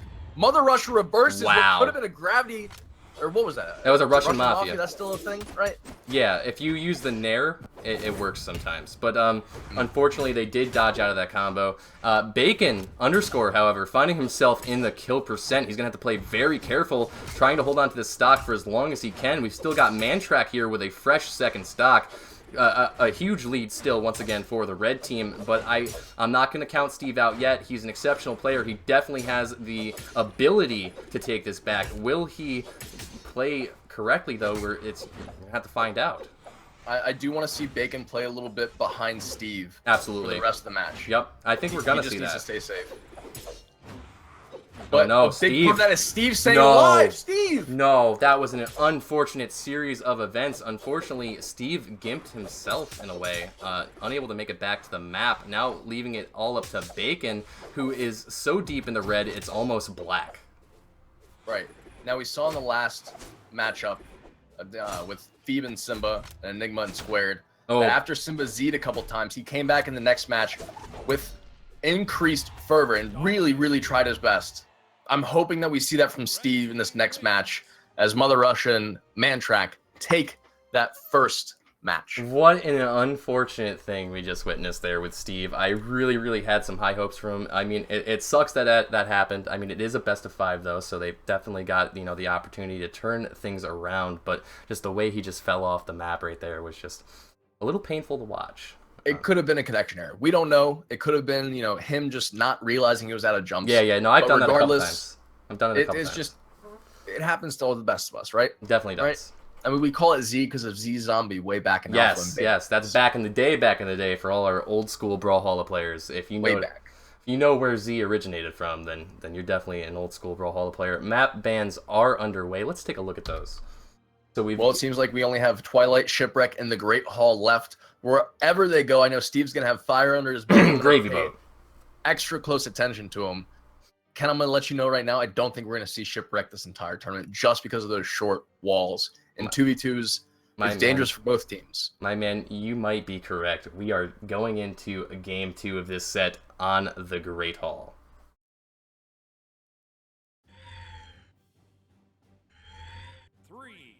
Spawning in, a couple seconds until we see the first damage. Bacon immediately going for a ground pound to Whoa. Punish Mother Russia. Sorry, word vomit. It happens, ladies and gentlemen. All the rubles have been lost. Yeah, nah, syllables don't work. All of a sudden, my tongue starts attacking my teeth in a vicious way, and I can't speak. I'm sorry. But both teams trading rather evenly. over? Both teams trading rather evenly. We see Mother Russia racking up a bit of damage onto both Bacon and Steve. They're utilizing team combos. The red team is coming out strong. They do have the damage lead here. They've got Bacon on the edge of the map. Will MANTRACH get the edge guard? He does with the gravity cancel Lensic coming out from Hattori. That's going to put the red team in a solid lead. Now they've got Steve in position to get edge guarded, but unfortunately MANTRACH is struggling to recover here. He does make it back to center stage. Steve looking to get taken out soon, but he's playing rather well. Spacing very good. Very strong. Very strong spacing indeed. We see blue team in the center of the map dominating with these two Bodvars. Sidelight from Bacon. Following up on Mother Russia, we see a 1v1 starting to form between Mother Russia and Bacon, MANTRACH and Steve. MANTRACH in that sider, putting STEVENATOR close to the kill box on the right side. Charging up a down side, Bacon tags in, gets some damage, throws him away. Oh. That neutral stick catches MANTRACH dodging in. Both players close to death, STEVENATOR and MANTRACH. They're both on the edge here. STEVENATOR hitting the stair, but getting immediately down aired by Mother Russia. We have almost Mother even Russia stocks. Red was team able is to one confirm that. ahead. That was a well-placed dare coming out from Mother Russia. That was for the red team. Mother Russia here still on his first stock, and we're looking at Bacon, and Bacon underscore has found himself nearing the kill percent here. Playing carefully though, he's not taking any damage so far. Blue team is doing rather well, but they do need to take Mother Russia out if they want to have a shot. Right, it does seem like this entire match we've seen Bacon and Mother Russia mirror damage, and it's just Mother Russia just won't get knocked out though. Steve hitting in there, not quite enough to knock out Mother Russia. MANTRACH guarding his teammate with that neutralite. Mother Russia securing a knockout on Bacon underscore MANTRACH. Deep now, Steve chasing. Not the best idea when it's 1v2, but he stays alive. Still trying to get that first knockout on Mother Russia. Will the Nair do it? No, it misses. Mother Russia punishes with a down air, but it's still not dead. There we go. Side air to recovery, 100% calculated. 100% calculated. I saw it. They planned that. That's what they did. They definitely had that premeditated, and now we can see that the red team is still at a stock lead here. STEVENATOR in the kill percent, finding himself on the edge of the map here. Will MANTRACH be able to close it out? No, the gravy cancel side sig is not going to connect. Steve still holding onto this stock, while Bacon is just racking up consequential damage. STEVENATOR's found his answer to Mother Russia with these hammer sares. Hits 3 or 4 in a row, but is immediately knocked out by MANTRACH as he gets back to the safety of the map. We have 4 stocks against 2. Bacon needs to stay alive here, otherwise STEVENATOR is going to be in a hellish situation where he has to go 1v2 against MANTRACH and Mother Russia. 2 of the deadliest M's in Brawlhalla. Definitely 2 of the deadliest M's, and it's definitely going to be tough to come back from this with Bacon in the kill percent. But as long as they can close out these stocks, they might be able to do it for sure. But we see MANTRACH in a position to get edge guarded here. Doesn't get hit by that dare coming out from Steve though, and he's starting to rack up a bit of damage. But Mother Russia with the team damage is going to land that side signature onto MANTRACH, and that's just no good. And there goes Bacon. STEVENATOR's caught up in a couple neutralites immediately. Almost gets a knockout on MANTRACH. Mother Russia sent to the side of the map with a cider. Downlight cider, bread and butter, knocking out MANTRACH, but he's got a lot to make up here as he's behind by 2 whole stocks. And MANTRACH sidesig not killing. Steve alive by the graces of his defense stance. See if he's able to get 2 stocks here off the red team. That would be absolutely insane. I would love to see it. It's definitely going to be a hard feat to accomplish, though, with the current circumstances. But he is looking to play the edge of the map, utilizing his weapon throws, but now he's in a poor position. He's blown his dodge. The dare comes out. It's over for you. Mother Russia securing the game for the red team, now with a solid 2-0 lead in this set. I want to talk to Steve later and ask him what the idea behind the spot dodge was that deep off map. Absolutely. That was, I don't know if it was crafty or if it was accidental. I need to know. Back into map banning, we'll see if we get Great Hall once again. Immediately, Grumpy Temple eliminated from the queue. Ladies and gentlemen, make a petition, put it on the subreddit, see if we can get Small Grumpy off completely. Oh my God. It would just God. help out the team that does bans, just because it's like, if you don't ban it, you're wasting a ban, right? That's actually... That's debatable. We're going to have to run a straw poll on that one. Going into Game 3, Mammoth Fortress. Bacon already taking a bit of damage here from MANTRACH, but he does have the weapon advantage, and he's looking for an opening here, but unable to find any connections. Is going to get punished by that unarmed neutral air. Blue team taking a bit of damage. Blue team taking damage, but it seems like Steve has relocated MANTRACH to the left side of the map. As I say that, MANTRACH reversed it. We see both blue team members high and low on the left side. Mother Russia repositioning, catching STEVENATOR up in a nair. Both blue team members going after MANTRACH. It seems like they're focusing on MANTRACH this go-around, trying to whittle him down a little bit quicker than Mother Russia. Wait, neither of the red teams taking more than like 50 damage. Yeah, they're absolutely unscathed at this point, and they've managed to close out both of the blue team stocks with, they're looking pretty clean, looking pretty fresh right now. That they are. Mother Russia with a side light off edge. STEVENATOR immediately going to the middle of the map. He needs to find himself a weapon here. He finds one past MANTRACH. Sayers coming out from Bacon, but he's picked up by MANTRACH going real high. Mother Russia aiding STEVENATOR, catching MANTRACH in a downlight sider, which also catches Mother Russia. A deep ground pound. MANTRACH knocked out for the first time. STEVENATOR's aggressively chasing Mother Russia, not finding any more hits as Mother Russia's focused on Bacon with the spear. That was such a strong play coming out from Steve, really showing up. You can tell he's fueled. He's looking to take this back. Now it's all up to them taking out Mother Russia to close the stock deficit. It's going to be tough, though. Mother Russia is playing very patiently, very passively. He's definitely being very careful with his options. Oh, Steve getting hit by the extending hitbox on that down sig, and then Bacon being taken out. It's not looking good for the blue team. They're struggling right now. That they are. Steve possibly dead here as Mother Russia has aggression, but Steve able to float back. All he had was a dodge. He used it to get back. It worked. I'm surprised. Mother Russia not edge guarding as he should. Steve with a side air and a toss doesn't make contact, but Mother Russia is almost... Wait, he's not even in like scab red, but a Sayers of enough to knock him out. I guess that 4-5 defense on a Tori just isn't quite enough against Bodvar's 6 force. No doubt, no doubt. But that was his first stock. He's got a fresh, brand new, clean second stock here, while Steve has found himself in the kill percent. So they're going to have to be very careful with their spacing, very careful with the options that they take, because if they get punished, that could be an entire stock deficit they're facing. Right. Steve almost knocked off the top. He's deep in scab red. He almost got knocked off by a dare straight onto the platform. Ridiculous. So recovery is enough for Mother Russia to put him off the top of the map. We see MANTRACH deep in his last stock, and so is Bacon. We really, really need to see the blue team take MANTRACH out if they have any hope to win this match. Bacon spacing with those blasters now, trying to catch MANTRACH into something other than a dare, not making any progress. But wow. STEVENATOR with Sayers doing work on Mother Russia. MANTRACH low on the edge against Steve's hammer now. We'll see if Steve's able to knock him out. Missing that recovery. MANTRACH's deep. MANTRACH able to get a ground pound and a down throw onto Steve. Is it enough to knock him out? Recovery hits onto Steve. MANTRACH's in trouble now.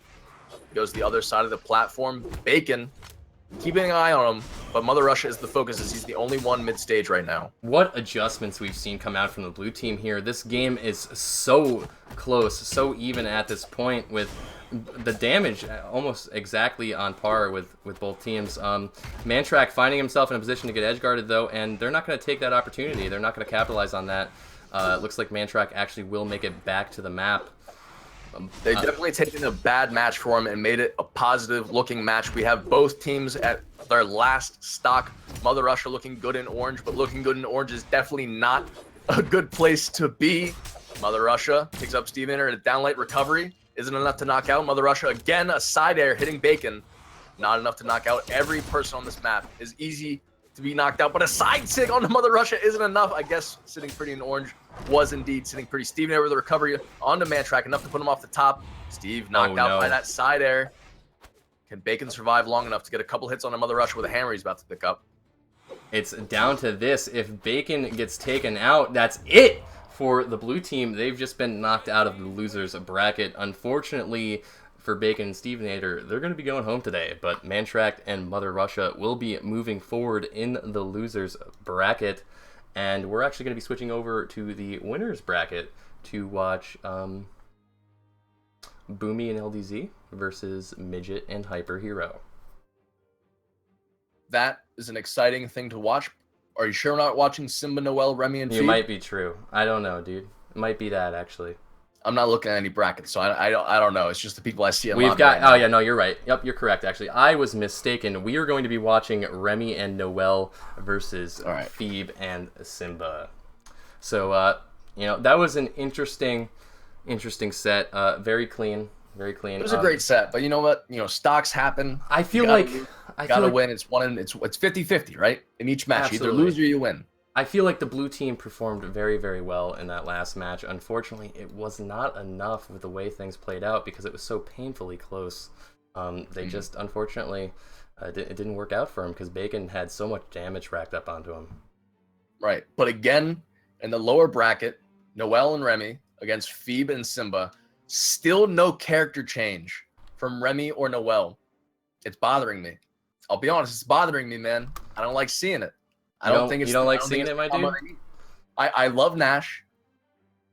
I have a love-hate relationship with Hattori, but I just don't like seeing these two play these characters right now. I don't think it's where they need to be. I think we need to see Remmy on bow, and I think we need to see Noel on bow. End of story. They're bow gods. I have a feeling though that for whatever reason they're confident with these picks. Maybe it's because they've practiced a lot with them recently, or whatever the reasoning may be. So while I agree that we have seen some very impressive plays come out from them when they use bows, you know, you never know how this is going to turn out here in the losers bracket. But wow, Remmy actually getting gimped right off the bat by Simba. That was brutal.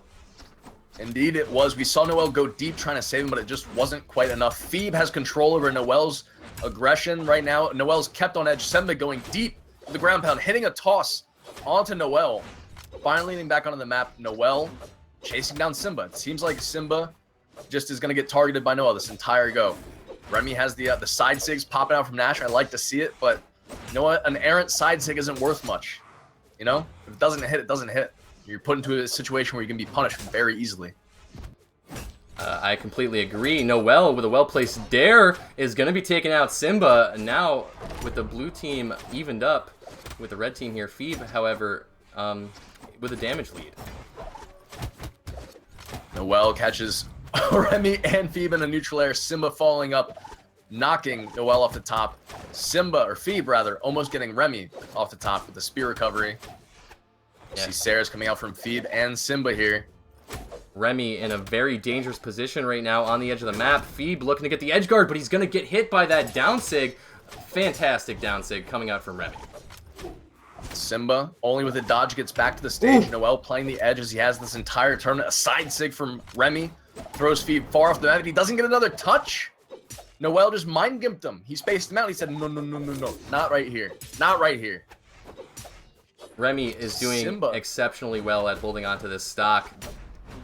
Looks like he's actually going to manage to recover from that.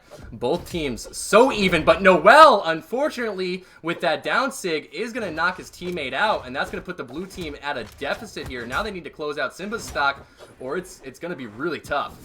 Simba just got knocked onto the side of the map by his teammate and immediately recognized that Noel was out there and hit him with a side air. That was a spectacular heads-up play by Simba that needs to be called out. Noel hitting him with a recovery isn't concerned about a good play from Simba. He's more concerned about a good play from himself, from Noel. He's on edge again, and I feel like the entire time we've seen Noel play in this tournament, my God! Noel with a well-placed gravy cancel side sig is going to take Simba out, and FEEBE looks to be following suit.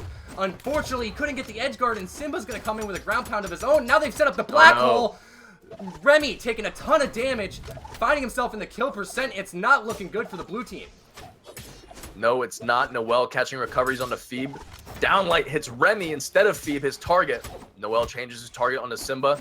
Remmy knocking FEEBE far off to the left. Noel edge guarding Simba, able to knock the nair, or hit him with a recovery when he was trying to hit a side air. Remmy far off to the right. FEEBE chasing. Noel chasing FEEBE. Simba going deep, getting hit by Remmy's recovery and a ground pound. Simba unable to recover back to the map. FEEBE by himself with two stocks here. We've seen this before. One stock for FEEBE. He's now faced with a 2v1 scenario, and even though Remy's in the kill percent, he's doing a great job at baiting out his opponent so that Noel can get the damage from the neutral game going on right here. Even though they do have a ton of damage racked up on them, they're definitely... Oh my god, the black hole comes out. Will they get the finishing blow? Please get the finishing blow. He does! Yes! He does! Yes! Noel and Remy, even though they didn't take Defensive's advice and switch up their character picks, they managed to come out on top in game 1 of this set. A fantastic showing. Indeed it was. Hopefully they can keep it up without swapping their characters. Otherwise, I'm going to have to PM by both with a I told you so after. Because I know they're listening. I know they can hear me when I say, please don't play the same characters the entire tournament. Please, swap. Wasting no time at all. Maps are already banned. We're going into game 2 of this set on Mammoth Fortress. What an exciting start to this set so far. Noel opening up with some unarmed neutral light damage is doing very well. Both teams trading rather evenly once again. But we see Noel is actually looking to come out on top here with these damage trades. You know, Noel plays extremely well. Oh, the edge guard, the team the combo! Spear. Remy, with a well-placed recovery with that hammer, is going to take Simba out early. That's a huge lead for the blue team. That was pretty good. Noel with the downlight on GC into a side air. I think they just needed to warm up. It took them a while. It took them about an hour and 40 minutes, but I think they just needed to warm up a bit. That was all. Can't rush perfection. They're doing a fantastic job with these adjustments that they've made with a huge lead right now. 2 stock advantage over the red team. Noel hitting another one of those gravity-canceled D-lights, but this time into a dare. He's off edge. He only has a recovery left here. Nope, he uses his dodge instead. He had more than I thought. Simba's low. It does seem like Simba loves to play low on the edge of maps, especially on Mammoth Fortress, where he has that extra leeway to do so. Oh, side sig, knocking out 2 people. Huge. That was more than huge. That was humongous. Huge. Those are different, right? That was fantastic. Fantastic. Remmy playing against FEEBE, a throw down into a downlight. A nice little egg drop for the boy there. Remy's still on his first stock. This is not looking good for the red team. FEEBE and Simba are finding themselves in a massive deficit, and the team combos are coming out. Noel and Remy just going hand in hand, working together with the synergy here. It's beautiful. Was that Noel catching Simba in a neutral light and then Remy side-singing into said neutral light? That was some top-level Brawlhalla play is what that was, my friend. FEEBE finding himself nearing the kill percent.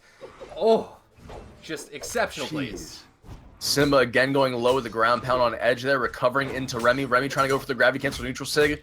Doesn't hit it. Noel immediately punishing Simba, trying to go for a gravity cancel neutral sig of his own. Gets his sword back after tossing it down. FEEBE with a sider, sending Noel far to the left side of the map. We see red team, both of them armed now as Simba's finally finding that spear. Noel playing all sorts of crazy right now as he's hitting every Sair and gravity cancel D-light he goes for. A down sig covering the map. Simba catching with a downlight recovery, but Simba's alone now as FEEBE just got knocked out by Remy. All right, it's down to the 2v1. Simba with the damage deficit here, getting taken out by Remy's well-placed side signature. That was beautiful. And look at that flag, man. Look at that flag. That's a pretty flag right there. Wasting no time at all going into game 3 here. Immediately, Mammoth Fortress is banned out by Simba. I'm surprised. I think he wants blackguard.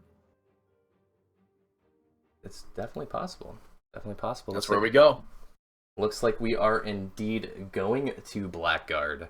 Once again, Remy and Noel sticking with their character picks, coming out exceptionally strong in this set. And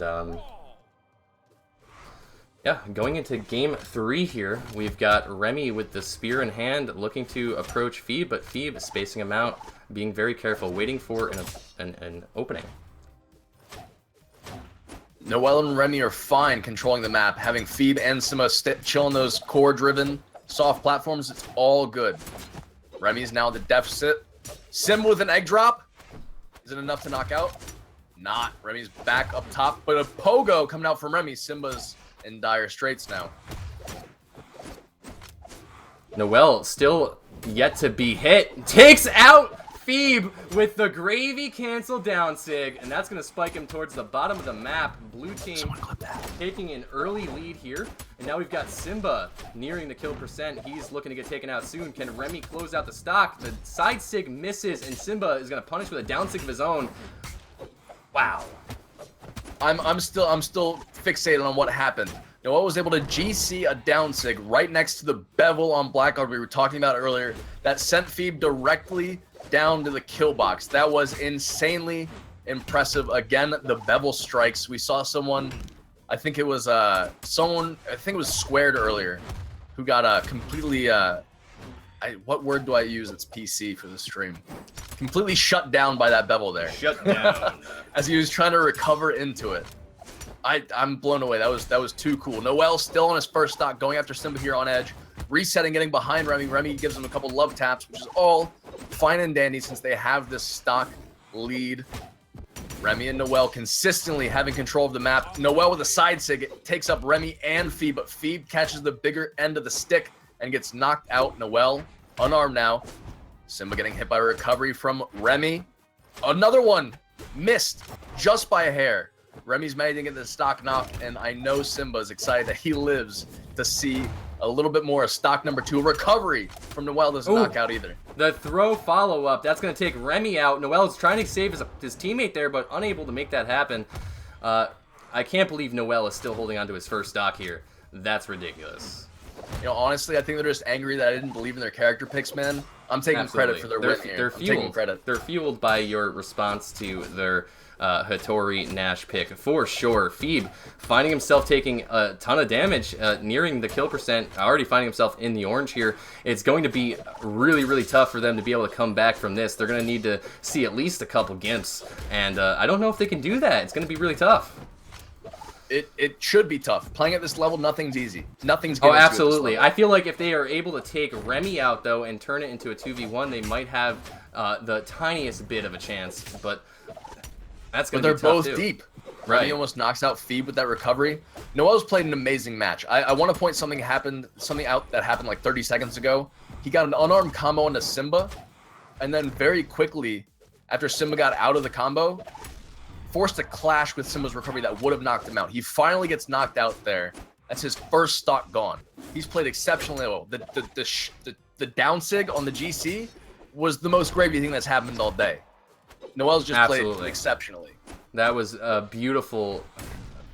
It was just beautiful to see him come out with that gravy canceled down sig with the Hattori spear right there, spiking him on the bottom of the map. You can see Noel with a massive 701 damage and 4 total knockouts. Noel really showing up there in that game for sure, and they're going to take that set with a clean 3-0. That was impressive. That was definitely. You know, I said it earlier, the numbers don't always show. You know, a 3-0 can be a 3-0 that was dominant or that was close. Right. That was a dominant 3-0. That was a dominant 3-0 for sure. They definitely came out, you know, exceptionally strong. You know, they played consistent. They comboed off of each other. You know, great synergy, high level play, and I'm very excited to see how they perform for the rest of the tournament.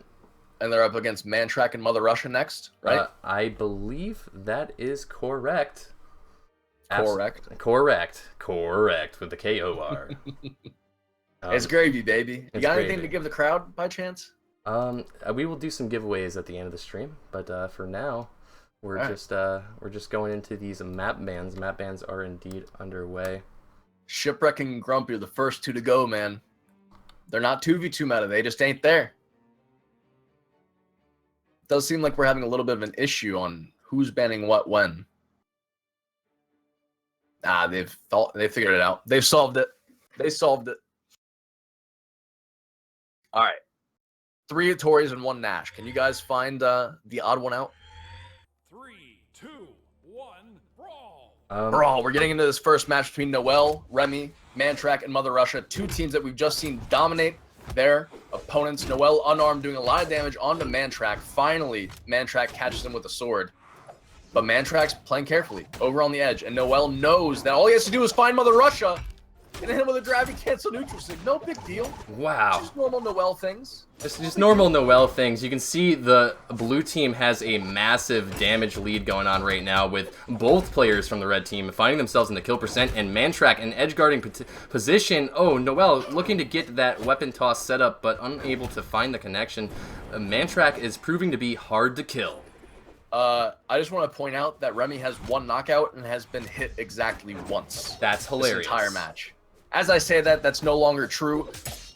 But we're seeing insane gameplay from blue team. You want to know what else is no longer knockout true? On MANTRACH with 2 dares, unarmed, completely mind-blowing the different levels of Atori we're seeing here. Mother Russia and MANTRACH are known for their Atoris, but Noel bring in a new meta, and we're forcing a new black hole neutralites on the GC and neutralites that was insane from the hammer.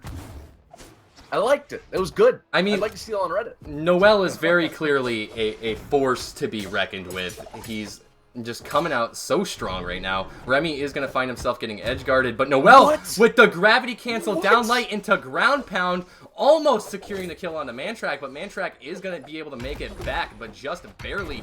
He's going for some brutal setups here, and the team combos are looking like they're going to come out. I'm reeling. Noel has impressed me 2 sets in a row. But Mother Russia with the well-placed falling Sair is going to take him out. They're still at an entire stock deficit, though. They're setting up the black hole, but they're unable to get too much damage from that. A little bit, but not a lot. Noel was there just in time to knock Remmy into safety. But Remmy, now down. Noel safe on the edge. As always, it just seems like he can do nothing wrong on edge. He can do nothing wrong on edge against Mother Russia and MANTRACH here. Playing near flawlessly. Just almost flawlessly. Securing the kill onto MANTRACH there. That's going to put the blue team at a stock lead once again. Noel just absolutely dominating.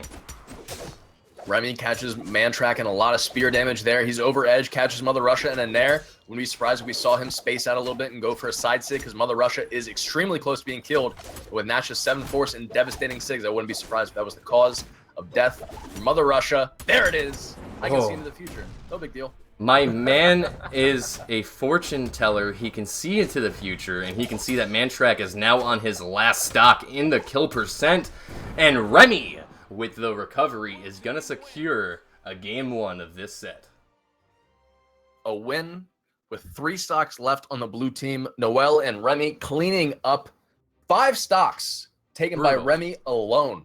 5 stocks taken by Remmy alone, but very, very even damage output. We can see that, you know, Noel did 498 damage, while Remmy did slightly more at like 560 something. Just exceptional plays, great team synergy. Can't wait to see what they pull out here in game 2 of this set. Map bans are indeed underway, and let's just see where they take us. It's gravy, baby. You know, I'm hoping to see MANTRACH and Mother Russia make some big adjustments. The first thing I notice is MANTRACH switching off the Hattori meta and going instead for Val. King's Pass. That's an interesting decision from MANTRACH. I don't know. I mean, I hope it works out for him, but I'm very interested to see how he performs with the gauntlets, because I don't think I've seen that too much from MANTRACH himself. Going into game 2 here, and this map has a ton of gimp potential with the centered stage gap, and it also has you know, that wall on the left side that can really stop a lot of kills, or maybe set up a lot of kills. Like if you're playing low on the right side, no way. MANTRACH. Whoa. You just give Noel. Whoa. MANTRACH with the beautiful gimp center stage, getting an early 30-second kill onto Noel. The red team coming out hot, now brutalizing Remmy, racking up a ton of damage. It's looking pretty good for the red team. If they can hold on to these stocks and continue to rack up the damage, they could just secure this lead. You know, if they can get Remmy down once, they do have the lead, but Remmy says, no, no, no, not today. A neutral sig on Mother Russia sends him high and down. Remmy has to be careful here. He down-aired Noel. He's got to be careful here as he's now in the ground pound pit himself against MANTRACH, who we've already seen is someone that can definitely gimp you off your face extremely early. Remmy with the gravity cancel side stick, able to get MANTRACH off the side. Mother Russia with a side air knocks Remmy close to the kill box. Remmy playing safe with the recovery far away from the edge. Mother Russia misses the ground pound. Noel above MANTRACH, side aired by MANTRACH, and no, what? Huh? Excuse me? Noel? Hello? Didn't use any of his options. He just died. It just must be a higher kill box on King's Pass. He must have thought he had more time to operate and use his recoveries. Didn't quite make sense to me there. Mistakes have been made, but both members of the blue team have found themselves center stage. Remmy potentially getting gimped right now. They do get the ground pound, but he is going to be able to make it back. We're seeing a crazy difference in gameplay between MANTRACH, Mother Russia, Remmy, and Noel right now. Noel side sig to knock out Mother Russia on the short kill box on the left side. Trying to get that sider, not making contact. Remmy with the weapon throw. Noel with a down air, but a ground pound for Mother Russia. Is that Noel done? The entire match. That is it for Noel. Remmy, now faced with a 2v1 scenario, is going to have to show up for the blue team here in game 2. Blowing his dodge, but what a well-placed dodge, actually, because he was able to punish MANTRACH. MANTRACH in the kill percent. Won't take too much for Remmy to take him out, but the same goes for Remmy. Remmy finding himself in edge guarding position. Oh, just back and forth. Ooh, but the side of the map. The wall of life. The wall of life proving to be exactly that, allowing Remmy to hold on to his stock, but not for long because MANTRACH is going to secure the kill. I don't know if Mother Russia was just, showboating a bit, saying, hey, I can hit my teammate. It's not even a big deal. But MANTRACH immediately getting knocked out by recovery on Remmy there. A side sig on the GC, not hitting. MANTRACH going deep with the recovery or the ground pound on the gauntlets. Remmy trying to find damage on Hammer. He needs a gimp here to even things up because I don't think he'll be able to get enough damage independently on either one of these teammates. They have the high ground. They have the low ground. He's relocated to just chill in the ground pound pit. It's not a safe place to be against swords and gauntlets. Look at the way he's throwing out these nairs, though. He's already brought MANTRACH into the orange. I think he's going to get a lot of, consequential damage coming out from poor spacing from these red players, attempting to close out his stock. You can see that they've actually just made a quick adjustment there. They're trying to find a safe opening, but it's proving to be difficult. Right. Remmy is utilizing his nair extremely well, and if they're too close, if they're trying to punish after the nair, he throws out a recovery, which is surprising me. That's an insanely quick follow-up after missing a nair that I did not expect to be in Nash's kit. Side sig from Remmy hits Mother Russia. Neutral light on MANTRACH. Side sig on Mother Russia. We have a 1v1, ladies and gentlemen. Remmy! Ground. What? What? Down like Sarah. Remmy taking that back with force. That was exceptional. What a beautiful play coming out from Remmy, securing game 2 of this best of 5 for the blue team. Remmy showing up in that 2v1, managing to turn it around and take it home. That was nuts. Beautiful. Absolutely beautiful. I'm insanely impressed. That was very, very impressive. Remmy deserves a gold star for that one. That was sick. That was sick. That was insane. What's the score now? We got 2-1? 2-0. 2-0, blue team's favor. Oh, gosh. Blue team's favor. It's red team is going to have to take this if they want to keep on keeping on. And not only is it the first time we saw King's Pass today, but it's the second time we've seen King's Pass today in this set between blue and red here. Noel quickly putting a lot of damage onto MANTRACH, missing his throw down. The early gimp. 15 payback, seconds baby. in. That's what it was for. 15 seconds. 15 seconds in, and Noel is coming out strong with the early gimp onto MANTRACH. A little bit of team damage there, but they can afford it.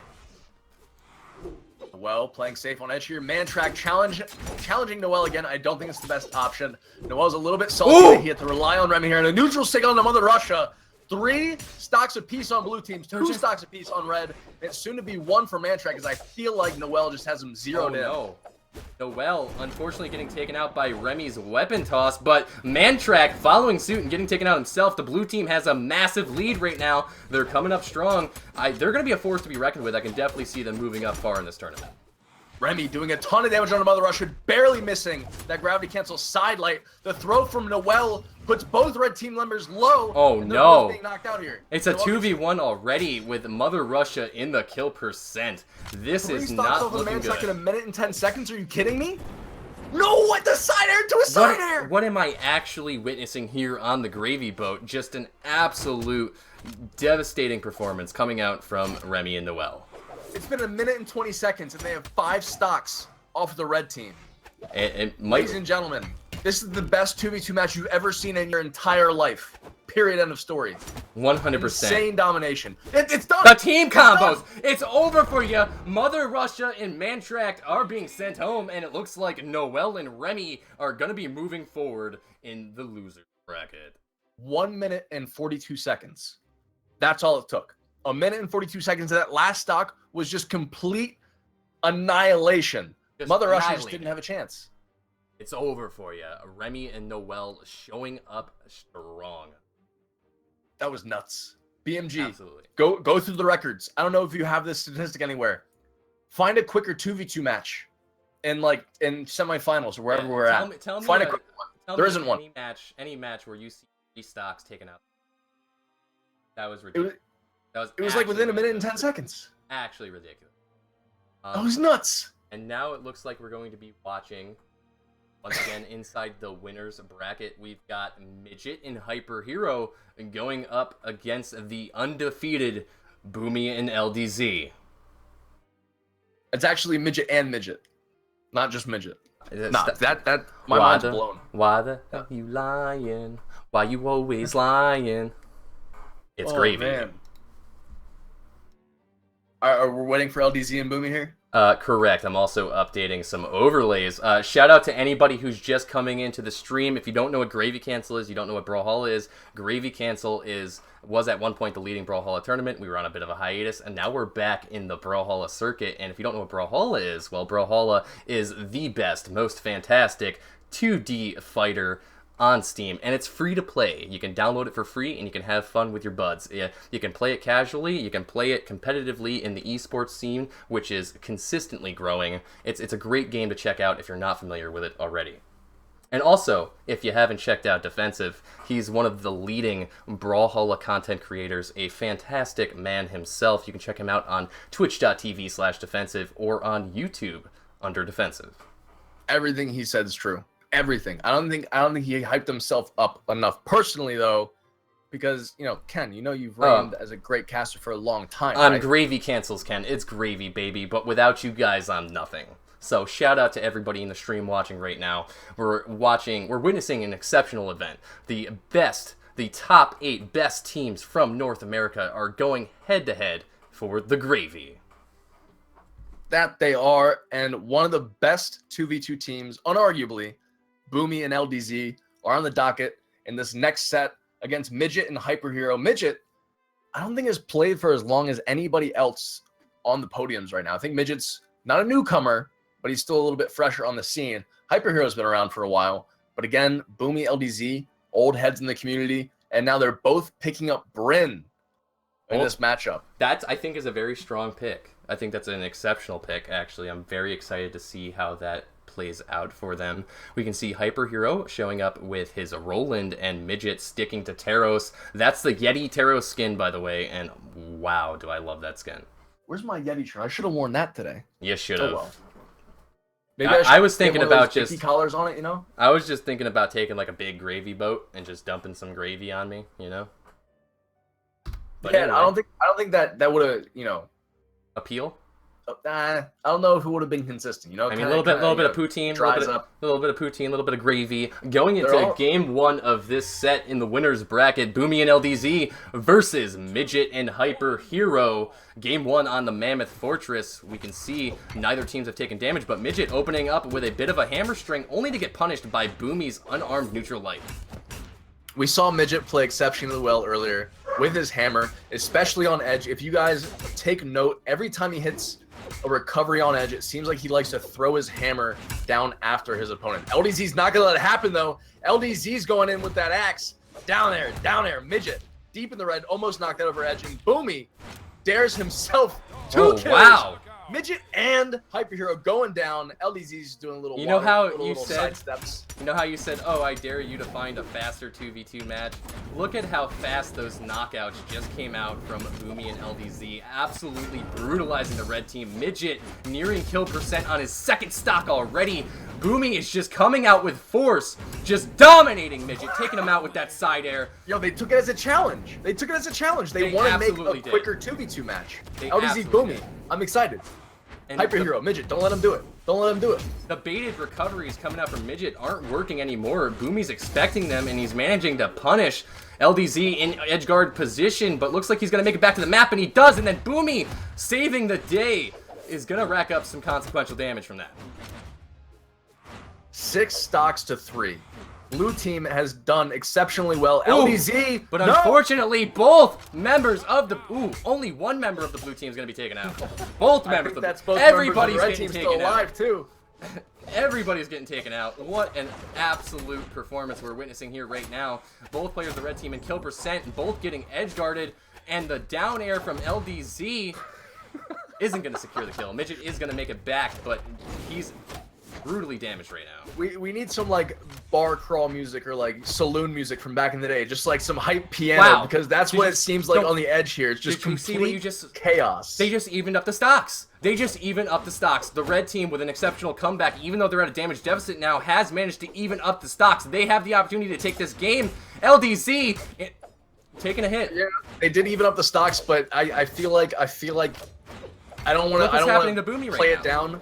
But it's just LDZ and Boomie are playing now. They're playing. They had a 3-stock lead, and they started to mess around a little bit. They shouldn't have played so deep on the edge. They had an overlapping hitbox left and right. They're very confident they can take this match. The down 6 from Boomie is enough to knock out Midget, and HYPERHERO is the only thing that stands in between them and this first match victory. You know, they didn't get the fastest 2v2, so they decided to play around a little bit. I'm not counting HYPERHERO out here in this 2v1. Even though he is in the kill percent, he's got the opportunity here. He's got LDZ in edgeguard position. He gets the ground pound on the Boomie. Boomie finding himself in a dangerous spot. Does get hit by the Sair. That's going to be... Ooh, but LDZ with a beautiful save is managing to get his teammate back to the map. That's top level. That's the difference between just an average Joe and the best players in the game. Those saves, those team follow-ups. What a great game one coming out from Boomie and LDZ. Very close, but they still managed to come out on top, especially after that dominating performance we saw early in that match. Man, I was very impressed with the beginning of that match. That was nuts. That was fantastic. What an excellent showing coming out from like, right. There was also a little bit of that shenanigans on the left side there, where we thought both blue team members were getting knocked out, then both red team members got knocked out. It was back then both and blue forth. team members were getting knocked out again. Just the trades that we got to witness there were beautiful. That was some really exciting top-level play, and map bans are indeed underway. Currently, the set is going in the favor of Boomie and LDZ, and it's up to HYPERHERO and Midget to make the adjustments that they need to make here in Game 2 in order to take this back. Let's take a look at the map bans. And They might go to Gravy, man. We might go to the boat, or we might go to Thunderguard. I'm expecting it to be one of the two. Neither. Wow. Twilight, buddy. We're going to Twilight Grove. It's a gravy baby. HYPERHERO and Midget need to shut down early momentum from Boomie and LDZ. LDZ has picked up Sentinel, who before BCX last year in ranked 1v1 had the highest legend win rate. Really? And LDZ, I think, true facts coming from the man, the myth, the legend, the White Knight, TWK himself. The White Knight. That's who he is, man. I He's the know, White dude. Knight. Oh no, here it is again. Wow. Midget killing HYPERHERO to save himself. Just He's absolutely making a trade there. He's saying, listen, your life is not as valuable as mine. I need to make it back real quick. Red team finding themselves at a stock deficit, and Boomie absolutely abusing HYPERHERO here with his axe edgeguard. You know, HYPERHERO, at least last year at BCX, was a Bryn main. And he's getting completely shut down by Boomie's Bryn here. Can I tell And you know something, how much though? it hurts. A lot of the times, dude, for whatever reason it might be, I'll have a harder time playing against characters that I main. I don't know why that is, but for some reason I just get tilted by that. 2 stocks all as Midget finally finds himself in a kill box. He picks up an axe very quickly, but Boomie is not going to let him do anything. Boomie quickly getting a side light, down light, neutral air on Midget. Midget already in yellow, but he's not going to take that in stride because Boomie. This match is too great. I can't even cast. I'm sorry. Go for it. All right, my man. We've got Midget looking to get the edgeguard onto Boomie and LDZ. Unable to find any connections, though. Is just going to be hitting nothing but air. Blue team still managing to hold on to their stocks. LDZ in the kill percent. Looks like he's looking to bait out a hammer recovery, but once again, no connections are being made. We're just seeing, you know, a lot of neutral game damage going on right now. But the downsig from Boomie is going to take Midget out, and the follow-up from LDZ is going to secure the kill onto HYPERHERO. Blue team now with a solid 2-stock lead is looking to take the momentum in this game. We've got Boomie opening up with some bread and butter spear play, actually interrupting HYPERHERO's slide charge. That was a beautiful play coming out from Boomie. And a great attempt coming out from HYPERHERO, unable to make that connect though. And then we've got the gravy cancel down light into recovery from LDZ with the follow-up from Boomie is gonna take out their last stock. That's game 2 for Boomie and LDZ. Now, Ken, I know you and I have been in the scene for about the same amount of time. Do Yes. you recognize what we just watched? What did we just watch? We watched complete and utter annihilation. It's just amazing to see Boomie and LDZ play against HYPERHERO and Midget here, because we've seen HYPERHERO and Midget play it's exceptionally well so far. Absolutely. Today. Absolutely. But And Boomie and LDZ, they're a force to be reckoned with. it's just a tier above, man. It's godlike. It honestly is. It blows me away because I know that they're playing this well and having fun at the same time. It's just Oh, you know the way it. they move and the way they play is just so different and so much better. Noel recently said that the best players in the world are himself, Boomie, and LDZ. And he didn't say it in a very cocky way or anything. He He said was it just in a being- very conversational. Well, I mean, based The off thing of is- tournament results and the way things have kind of just shown to be, I would say that statement is pretty accurate, to be honest with you.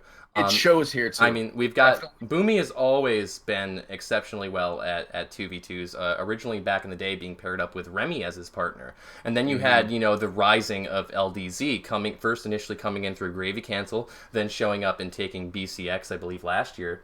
And so you've got two of the top players in the entire scene on the same team. Like you said, playing together, following up on each other's moves and having fun at the same time. And that's the important part, is they try out a lot of creative tactics and a lot of, creative things because of the fact that they're having fun with it. And, Right. And If I love you to watch saw- them play. What was it? The very last stock, they had a crazy off-map gravity cancel core gimp on Midget or HYPERHERO. I don't know who was left, but it looked like something you'd see on Reddit. It's just something that they farted out. Like, it's not a big deal to them. They just do things that are incredible as if it was just breathing. They play no doubt. so well, man. It's ridiculous. I love to watch it. Going I into game 3 of this set, and so far, Boomie and LDZ taking the set 2-0. They're taking the brunt of the damage, though, so far. They're actually at a damage deficit. Looks like Boomie is going to be taken out early, 15 seconds in.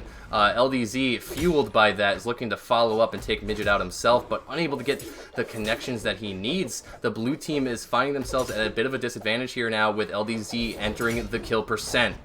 But a well-placed gravy cancel. Yeah, that coming out from Boomie is going to do some work now, putting the red team in edge guarding position, and they're setting up for the follow-up. Can they secure the kills? I'm sure this match will go the way of the blue team, just because I have such confidence in these two. Midget and HYPERHERO, great guys. I have nothing against them, but just they're being outplayed. I know that as a caster I shouldn't be saying it. I disagree. I disagree 100%. Looking at unfortunately HYPERHERO getting hit by that gravy cancel and Sig. This might be it. No, he is. Ooh, Boomie. I'm telling you, man, they're on another level. Yeah, but Boomie, in the kill percent, the red team still has the advantage here. If they can hold on, just be patient and be careful with the options that they take, they can definitely hold on to this lead here. Looking to take Boomie out, we've got Boomie in the kill percent, LDZ following suit, now in edge guard position. It's so tough, so close. Boomie being taken out, though, by HYPERHERO, and Midget now battling with LDZ on the side of the map. Goes for the ground pound, but it's gonna miss. LDZ was looking for something that Noel did earlier. Baiting out a ground pound, dodging it within, I think it's 14 to 17 frames, activating a gravity cancel. He just missed it. I think he tried to activate on the 18th frame or whatever, but it would have been beautiful. God, the team Boomie, combos. LDZ team damage for days with these hammers. Team confirmation, sorry, for days. Still with at this a hammer. deficit, though, and a team combo coming out from Midget and HYPERHERO. What a beautiful setup. That N6 gonna kill, giving them the stock lead here with Boomie on the edge of the map. He's looking to bait some hammer recoveries, but they're not falling for it. Not at all. Boomie playing confidently with the hammer. Midget on the right side against LDZ. Midget missing that dare. LDZ finding one of his own. Only has a recovery Weapon left. toss. He gets his The jumps ground back, pound. but the ground pound's enough to knock him out. No, it's not. Oh, Had an unfortunately. extra dodge. Neutral sig catches HYPERHERO. Another one catches Midget. The throw again catching Midget. Wow. HYPERHERO What a saving save. Boomie with the down air to kill Midget. HYPERHERO, the only one left for the red team. LDZ, Boomie, showing that they can do almost anything they want and win a match. It's just crazy. I'm not impressive. calling it yet. Even though it's a 2v1, we've got HYPERHERO with 2 stocks and Boomie in the kill percent looking to get taken out. Oh, just barely missing that side air. Unfortunately, it's come down to this, but with both players in the blue team reaching kill percent, he's got a shot. LDZ trying to go for that gravity cancel stomp into a recovery, just missing it. Boomie racking on a ton of damage. Oh, the recovery! With That's that gonna axe. kill. He's using his bread and butter lance combos to take Boomie out. Now with LDZ in the kill percent, it's looking like it's in favor of the red team, going against everything Defensive just said. He's blown his dodge, and the weapon toss is gonna hit with the ground pound follow-up. HYPERHERO coming out strong. I'm 100% okay with being proved wrong there. Red team takes over the blue team. That was impressive. That was just I that told was impressive. you, don't ever call a match short. It's not over till the fat lady sings. HYPERHERO coming out on top. Wow, dude, I'm so excited right now. After witnessing that, dude, I just got like a rush of adrenaline. Like, that was a beautiful, beautiful comeback from the red team. What a great showing. Exceptional, and I'm so glad to see that you were proved wrong, because that means we get to watch them play again here. Now going on to game 4 of this best of 5. Same character picks on both teams. It looked like Boomie was about to change up to Roland, but thinks twice about it. I wouldn't be surprised if we're back on Mammoth Fortress here. If it ain't broke, don't fix it. Red team just won there. They are indeed going back. LDZ and Boomie again with a double terrace. We'll see if they're able to take this one. Hopefully HYPERHERO and Midget can hold on to the momentum that they got there. But it's going to be tough once again when you're playing against players of the caliber of Boomie and LDZ. You've got to play perfect. You've got to play flawless, because one mistake could be a game changer. Right. I think the biggest thing about LDZ and Boomie is that they play unconventionally. They play unconventionally. They play with their own meta, and their meta is the meta. We just don't know about it. Oh, no Our doubt. meta is nothing to theirs. No doubt. Right? And they've been playing unconventionally. LDZ, I wasn't even looking. He already knocked out HYPERHERO. What happened? I was listening to you, unfortunately, but HYPERHERO was taken out early. But here's the thing, though, is Midget's got a chance to rebuttal here. If he can take Boomie out, then it's looking good. LDZ gets the dodge through on HYPERHERO, gets back to the stage. HYPERHERO Wow. Boomie saves is going to be himself, taken gets out. Boomie. LDZ arming himself with an axe on edge, which is a powerful weapon. A side air into weapon throw, not making contact on a HYPERHERO, but he does recover back to the edge. HYPERHERO going deep. Ground pound by LDZ. Midget trying to save, but both red team members are killed. That was a mistake. 3 stocks to 5. Mistakes have been made. Boomie and LDZ with a pretty devastating lead so far, but the downstick from Midget sending LDZ flying. Unfortunately, Midget went in to save his teammate there and actually put himself in a position to get killed. HYPERHERO going too deep. HYPERHERO's done. He's out of the match. HYPERHERO, I think, was a little too aggressive. I think he got a little too I don't want to say cocky. I think he got a little too confident after last match's win, and I think that allowed him to put himself in a lot of punishable positions. But Midget still coming out strong, even though, ooh. It's impressing me how similar LDZ and Boomie play off stage with Axe, because they're both going for the same moves, the same dodge patterns, the same dares facing towards the platform that they've hit each other. Oh my god! Oh my god! It's infinite. Shut it's infinite. it down. It's over for you. Midget being taken out in the most brutal way possible. What a team combo. What a showing from LDZ and Boomie. They've actually just... and probably...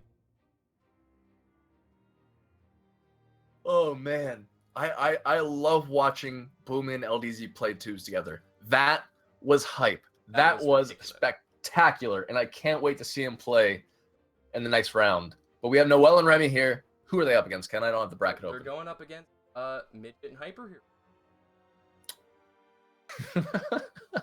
I'm really looking forward to this match. I really am. I want to see HYPERHERO and Midget fight their way back up to grand finals and bring it and stick it to LDZ and Boomie after making adjustments.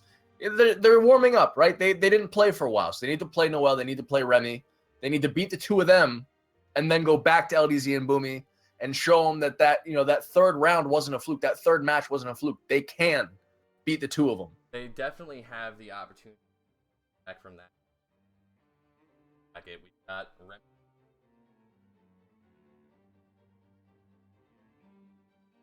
Maybe they need a breather, right? If they just played, maybe they need a couple seconds to cool down. Evaluate your life real quick. I don't know what scene you're on, Ken, but Noel and Remmy, we're going in between Taros and Vrax. I'm currently on the face cam. If they play Taros and Vrax, man, I'm worried. But it does seem like they're going back to their Nash Hattori composition. What's right? going on? Am I cutting out for you? Or going through app ban? I haven't experienced. Your microphone isn't cutting out, but it is increasing and decreasing in volume a lot. Actually. Unplug it, plug it back in. Yeah. No, do a little rain pause, dance. Pause. I'm gonna have them pause that real quick, just while I check some.